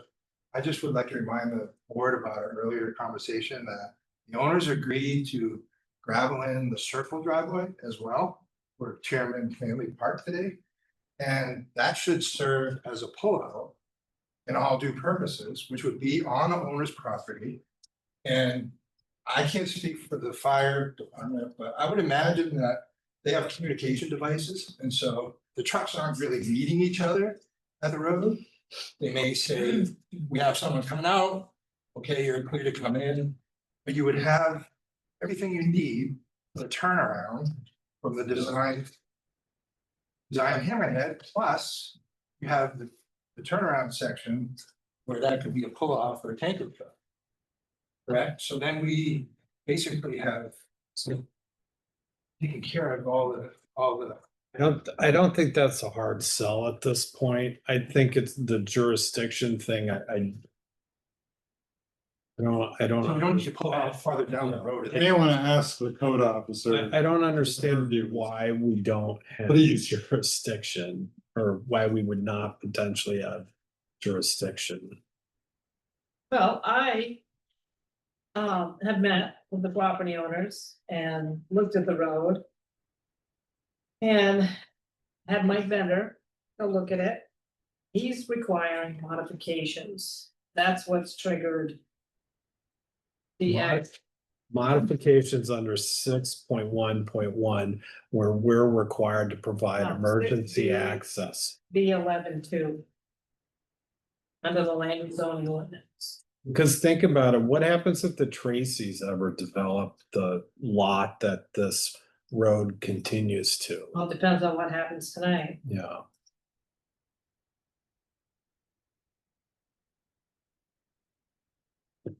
I think we do have jurisdiction, and I think we do have jurisdiction because this is an access issue. It's not a lot issue.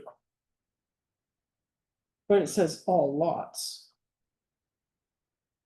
In access. Yeah, but when, And I still find it very hard to understand, because I wasn't part of this deliberation. when I think of all lots, I think of the Tracy lot potentially being divided in the future by their heirs, you know?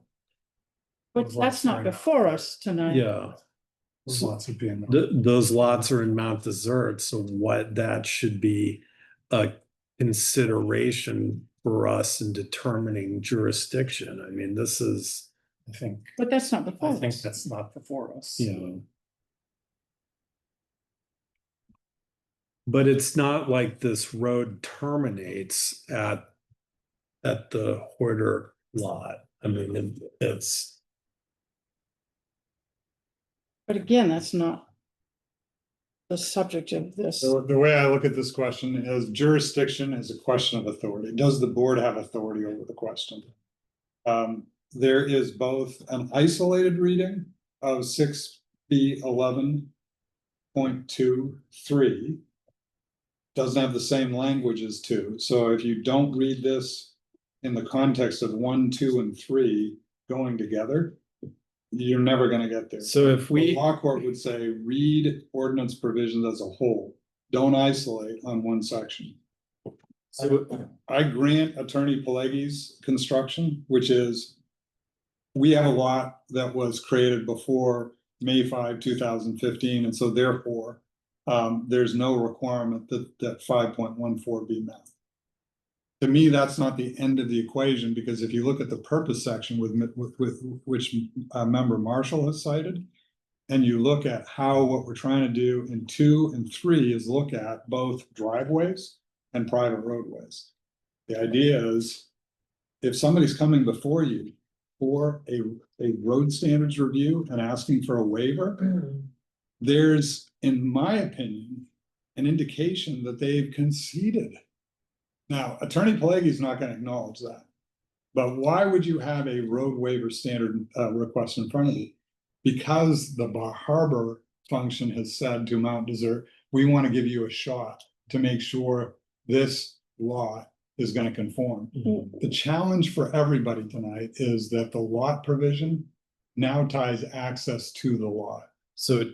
so if we'd say they don't have jurisdiction, it's just done. And if we'd say we do have jurisdiction, we have the avenue of granting the road waiver. That's correct. And we're done. So Either way, you're out to be done tonight. Either way, we're gonna be Yes. done, and it would be in benefit of the applicant. Give them certainty. I don't want to fault Attorney Pileggi for arguing in the alternative, which I think is what he's doing. I mean, he said, I don't think you have jurisdiction, but if you find you have jurisdiction. I don't think that necessarily evinces a belief that we do have jurisdiction. Agreed. And I'm reading all of 2. And I don't understand if the town was so concerned at the conception of this provision that we, and in any circumstance, we maintain safe access to fire, police, and emergency vehicles. What then do we make of the specific provision? Because we're being more specific here, which should carry some weight. That for lots created before May 5, 2015, a pre-existing private road that serves 3 or more lots need not meet the requirements of 5.14 of the subdivision ordinance. What's the purpose of that sentence? It doesn't make. The purpose of that sentence is to make clear that lots that were created before the effective date of the new access provision wouldn't in all instances have to meet that, except when you had a new extended or modified. There's all kinds of arguments we can have on jurisdiction. I think you should get ready to boil down the effort to give this applicant relief tonight Because I think their case has been made, and I've heard a series of proposals that if acted on, will get you So there. if they don't have jurisdiction, then they're gonna figure it out themselves. And it sounds like they're willing to do that with some of the neighbors and the department.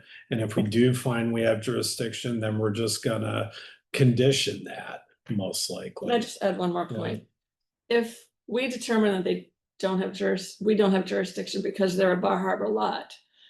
Bar Harbor doesn't have jurisdiction over the road to set road standards for them either. They're just gonna get a building permit. Is that correct, Mike?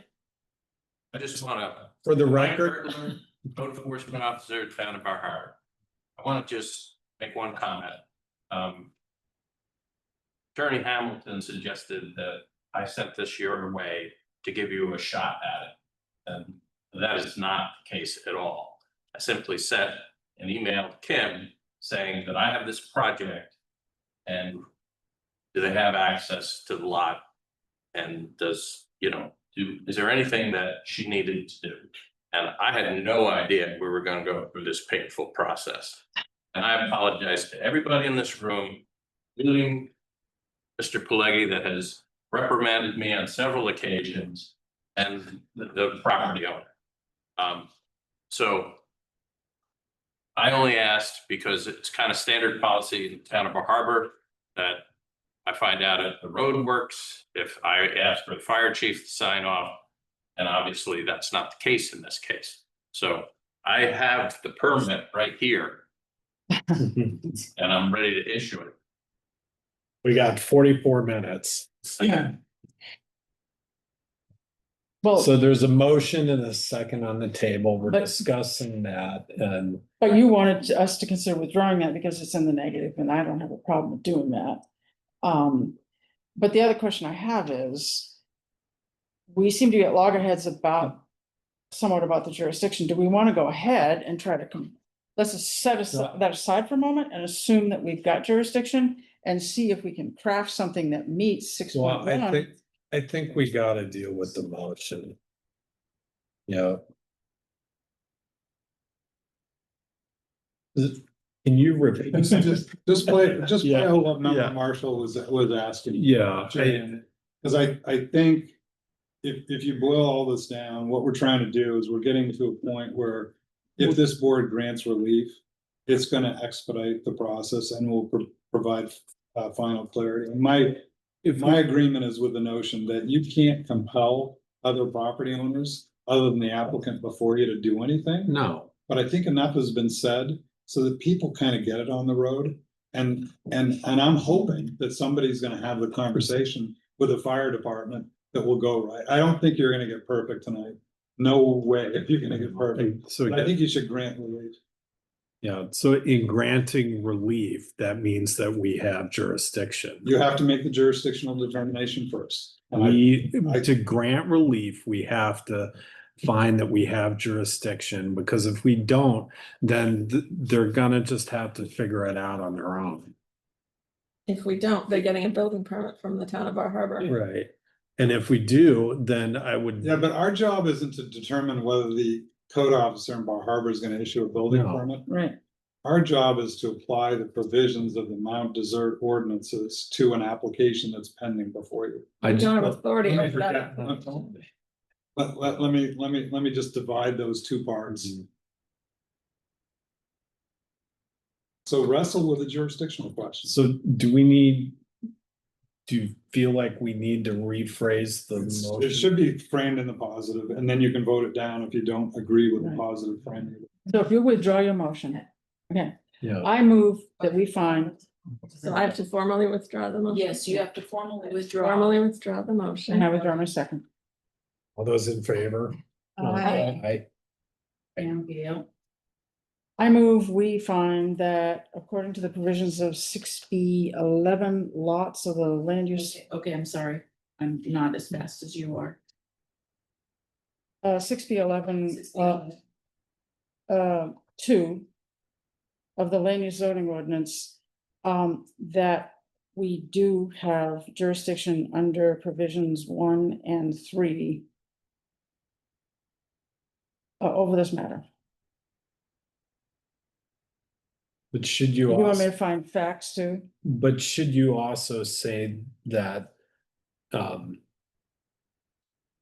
that the road standard, I think there's a couple other sections to refer to though, and that's like the 5.1 for road sections, do they? Well, I could say that, I could say that, Yeah, I think that. Okay, I mean, I could say that, So I would take this a step at a time, because this jurisdictional piece is right, complicated enough, just take it a step at a so time. just, She's made the motion, if there's a I hear second, then you can have discussion. can you read that back? It's sorry. Find that according to the provisions of section 6B11(2) of the Luso, that we have jurisdiction under provisions 1 and 3 over this matter. Instead of we, probably. subsections 1 and Yeah. 2. Yeah, Should I not also board. put findings The of board. fact in there? It's not the town, it's not we, it's the board. The Yep. board. Did I also not include some findings of fact in that motion? It's a conclusion of law. Okay. So The ordinance stands based upon the applications before you. you made the motion, who seconded it? Alan. Alan, seconded. so why don't we take Why don't we votes? discuss? Any further Further discussion? discussion? I've discussed, so anybody else? Right, let's take individual votes, Alan. Okay, I don't think we have jurisdiction. and that's nay. That's a nay. I think, I'm gonna say There aye. we go. Nay. Okay, let's do it. And there's 6.1 first and then 6.1. Yes. So now you go to 6.11. Right. But don't we also want to reference the fact that 5.14 doesn't apply? Yes. Because you of- can spice that cake.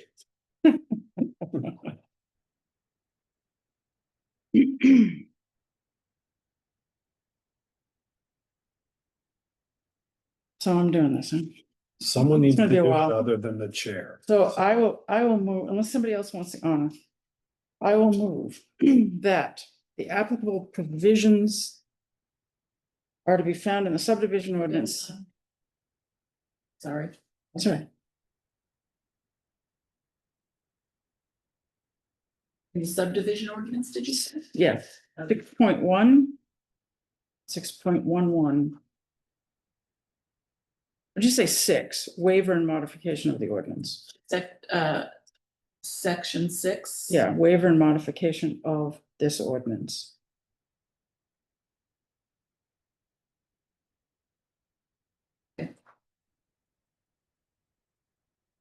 And the board finds that the parties do not need to comply with the provisions of section 5.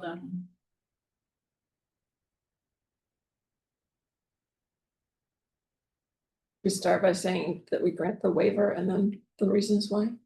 Or is that what we're making a motion to do? Granting the waiver that they've requested? Maybe I can do it. I think that's a good second motion. That the board is granting a waiver under 6.1.1 based upon the provisions of both 6.1 and 6.1.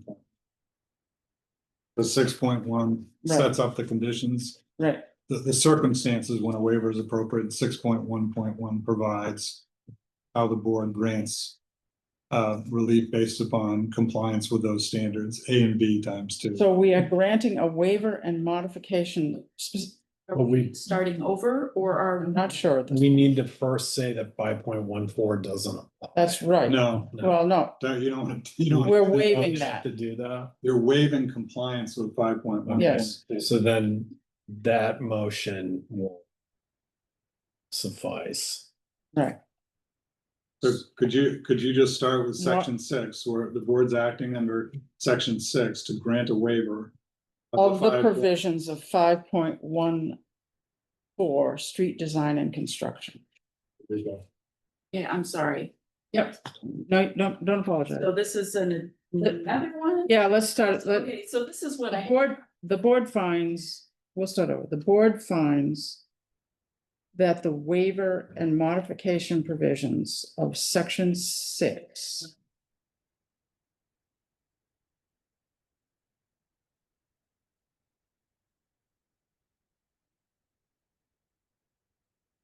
Yep. of the subdivision ordinance apply to, and I just lost it here. 5.1.4.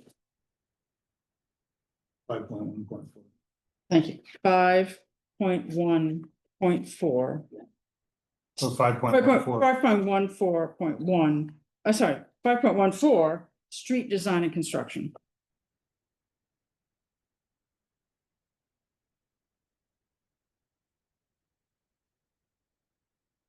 And now do you want specifics now in this motion?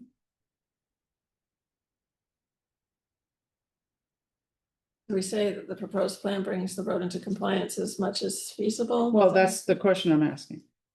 Do you want this, you want a bare motion, or do you want me to I articulate think the it's reasons why they? Motion, and then you do the standards. Okay, The because comes next after that. okay. So that's it. That's the motion. Second. Further discussion? Just to make sure Heidi's. Want to hear it? Yeah, can you- Yes. The board finds that the waiver and modification provisions of section 6 of the subdivision ordinance apply to section 5.14, street design and construction. I think if you can, instead of applies to, if you can substitute the words. Grants the waiver of section 5.14 standards. The board grants the waiver of standards. Of section 5.14. Okay, so the board finds that the waiver and modification provisions of section 6 of the subdivision ordinance grants the waiver of section 5, grants the waiver of section 5.14, street design and construction. Standards. Period. Yep. We had Gail and Alan. Any further discussion? All those in favor? Aye. Opposed? All right, The wording might start, remember, Marshall, with something like in support of the grant of the waiver, comma, the board finds, and then go through A, B. For the first motion, there'll have to be a second supporting motion for the next A, B, C. Let's start with the first A, B and 6.11. Okay. In support of the board's motion, the board finds that the. Hold on.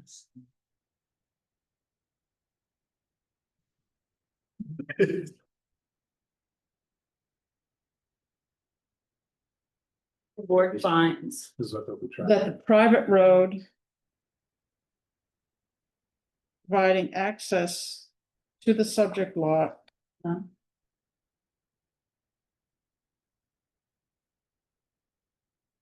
Okay. Cannot meet. The street design and construction standards.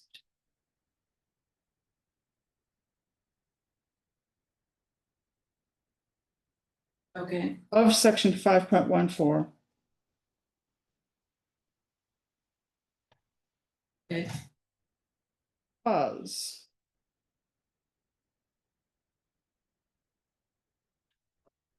Land use restriction.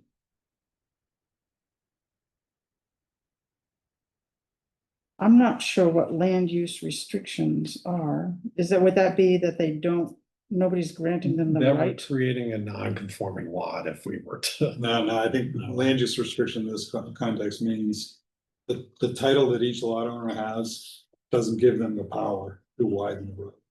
So you can say title restrictions. Those are in the nature of land use restrictions. Okay. Because the owner's title. Does not provide them the power. To comply. With section 5.14.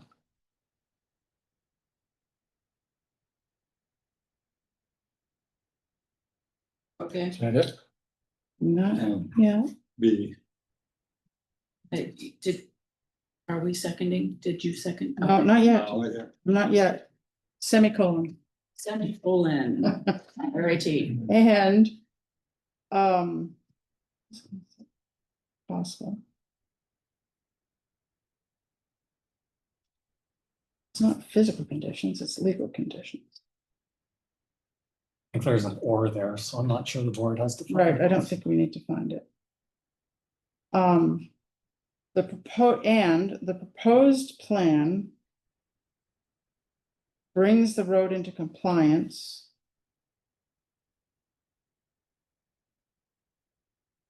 as much as is feasible,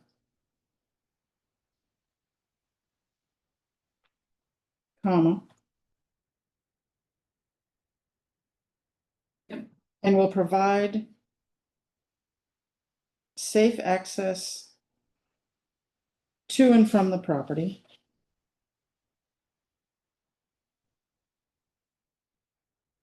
Okay. And to the greatest extent possible,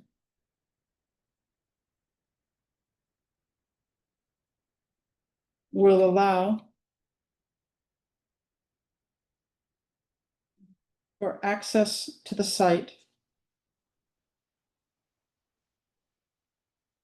Okay. for emergency vehicles. Period. Second. What did I say? Ready, you want to hear it? Yes. In support of the board's motion, the board finds that the private road providing access to the subject lot cannot meet the street design and construction standards of section 5.14 because the owner's title does not provide them the power to comply with section 5.14 semicolon.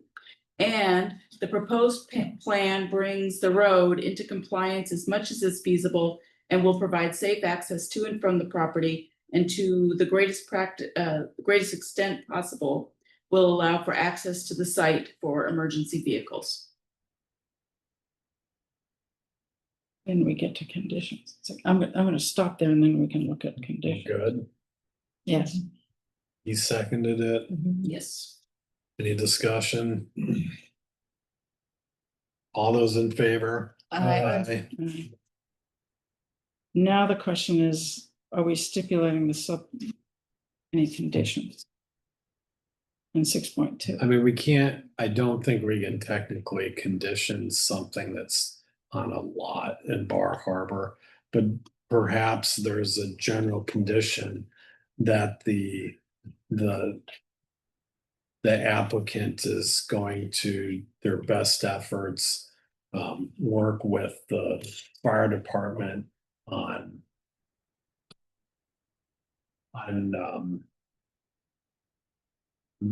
maintaining access. So the applicant provided you with a proposal, a plan? Yeah. I think Yeah.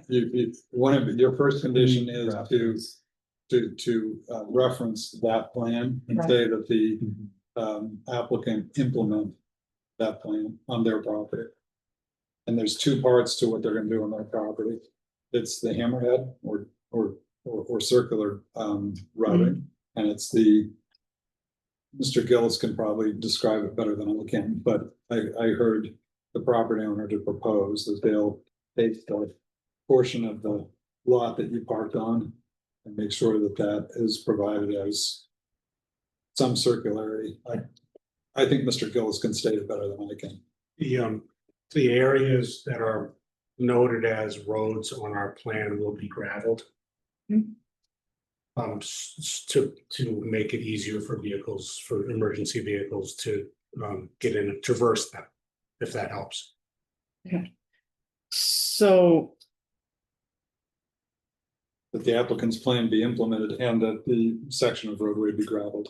Yes, or I guess they're driveways, they're on our lot. Driveways on their lot be In gravelled. Bahar. Yeah. All right. Hence my issue, but. Nice, I hear you. In terms of like, So. How do you want to say that's not, is that, we're gonna make that in a form of a motion? I mean, based upon the applicant's submitted LO1 plan dated. What's What's it dated? What's it dated?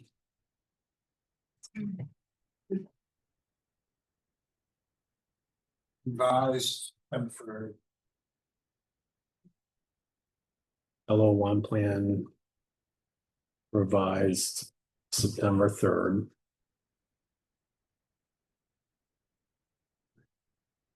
Is this an addendum to the last motion? Well, the or board- a the- new one, okay. This is a new It's a motion. new one. The board conditions the granting of the waiver on the property owner adhering to the submitted, the provisions of, Okay, submitting to, no, the property of complying with the, And as revised. And as revised. the LO1 plan as revised on September 3rd, 2025, and submitted to this board at the hearing. And there were verbal, oh, you're talking about adding in verbal? No, we're okay. It's, Well, there's the part two, but Yeah. let's stop there for the moment. yeah, I think what I had explained was that the plan as depicted includes gravel in the areas that are denoted as driveways. That's part of the plan as submitted. Yes. So that's in the, already in It's there. already, I mean, from Yeah. our perspective, it's Yeah. already in there. That's part of the fact finding. Yes. we identified the plan as submitted. But they're saying that the driveway shown on the plan will be gravelled. If you can Yes. include that in your motion, that would be good.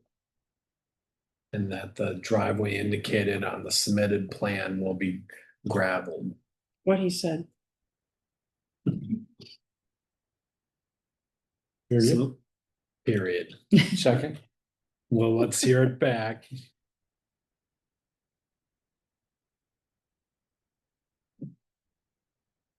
for conditions granting of waiver of the waiver on. Yeah, The board conditions the granting of the waiver on, property owners complying with is what you had. with, yes, with the plan submitted to, the LL1 plan submitted to this board, Okay, hold on. plan dated Okay, September 3, 2025. 2025, correct? No? 9325. 9-3, okay, sorry about that. As presented to this board and presented to this board.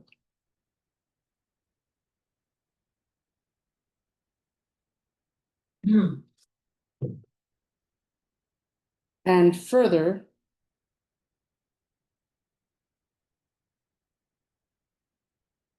Okay, that the roads and driveways indicated on the plan will be gravel surfaces.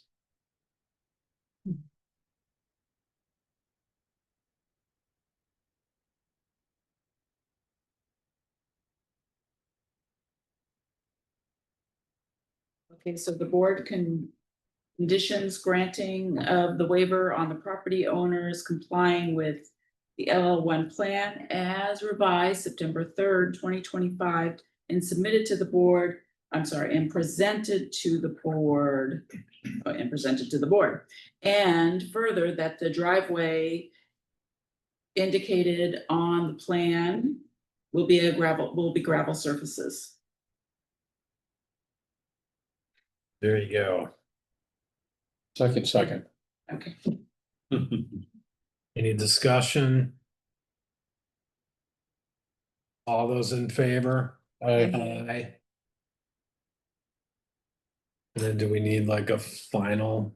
The last piece is controlling vegetation.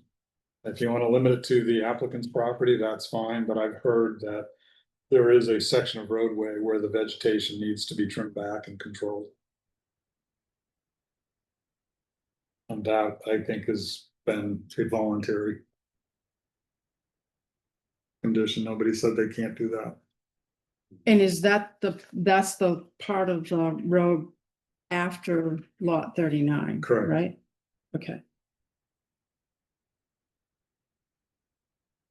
The board also the board conditions the waiver on the trimming of vegetation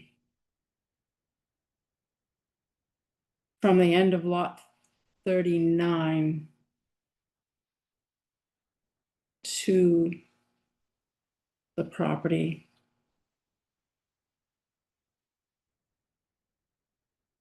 to the greatest extent possible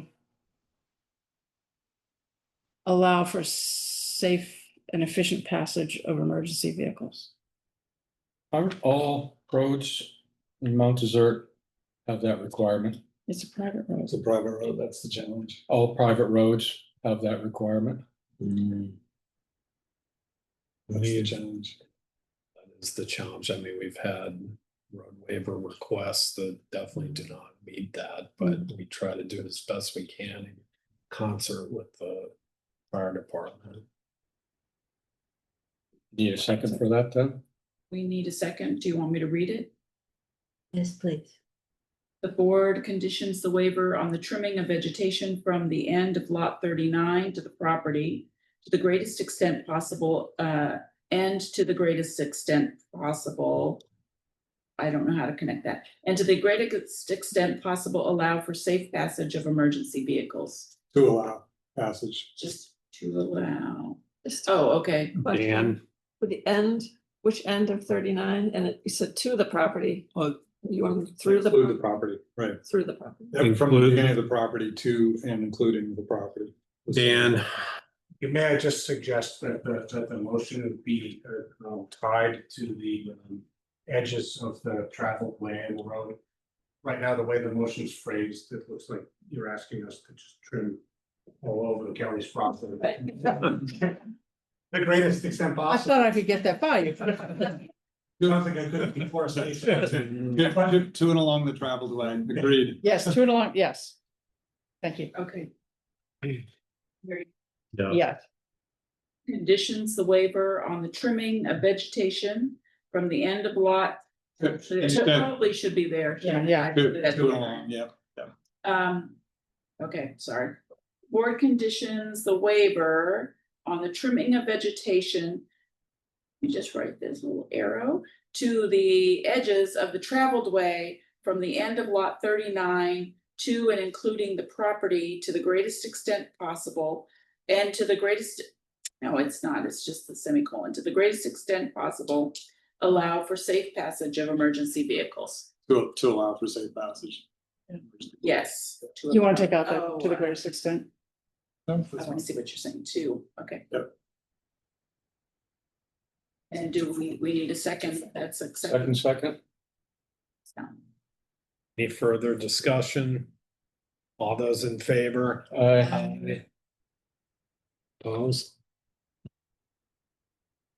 All right. Can I just say thank you to everyone for this discussion tonight? I'm sorry it tested everyone's patience. Yes, It's, everybody gets a gold star for wading through all of that. Congrats to the applicant and we hope it meets everyone's needs. enjoy building your home. Yep. Grammy's giving you a hug.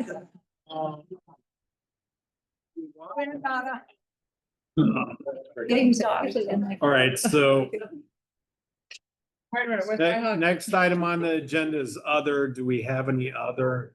Can I just follow up the discussion about MD 365? Oh, yeah. Yeah. The objective will be to make sure that we ask current city board member to answer the question. Do not have, you don't have to. Because the law court has said in a number of cases. This is not. Go ahead. Yeah, go ahead. Can you get closer? Yes. Well, I can get closer. Like, you can hear you. So what we need to do is make sure we constantly board. Take care of these kids. And you really can't bring back the old board members. Thank you. So it's pretty clear that the board is not requiring that a lot of additional testimony be taken. It's made it into every. That's right, that's right. So The whole testimony. if we had the two other members of the board who signed the findings, I think Why can't they come back? they can't. No, no, no. They'd have to be reappointed. That's the challenge is you've got to work with appointed board members, I think. I'll research that question, be sure I have a good answer, but let's do it in the alternative. If we can have the other two members come back, no one else other than the two of you need to serve, we'll do this, okay? If we can't do that because we don't have a quorum. This is really just informal advice of counsel to the board. It's not intended to reflect minutes of the meeting, so. It's gonna be a summary. Yeah, like so vaguely. maybe what I can do is work with you to see if we've got something that's competent for the minutes, but that's gonna be the nature of the challenge is finding form. Awesome. Either the prior board members, if you could have them back. It'd be strange to reappoint just for a project. And we only need one back. Yes. Meredith. The remand, this is one possibility. The remand is to the planning board. But it's the planning board that heard the evidence Yes. and made the decision. Yes. Okay, so if I can find a way under the law to do that without getting into the appointment power, I'll do that. If an alternative is, member Marshall was saying, you need to have appointed members. In any event, We have a vacancy on the board currently Well, for an alternate. for an alternate they would have to step down and we would bring somebody on that. you may be able to, would Meredith be willing to serve for Meredith- purposes Yeah. of completing review of the She project? would. Meredith has asked me about it. Okay. Good. So I think it may come back to that quorum of that board. That is the planning board that heard the case, because otherwise you get into a terrific question of familiarizing yourself Yes. with a massive record. Yes. Fortunately, they only remanded on one question, and that is open space. So it's just the open space question. So we'll get it back before you. The business court hasn't even taken the remand from the law court and redirected it to the town. I just wanted you to be ready for that. All right. Yeah. Got it. And last item is, I guess, adjournment. Motion to adjourn? Second. Deal. All those in favor? Aye. Aye.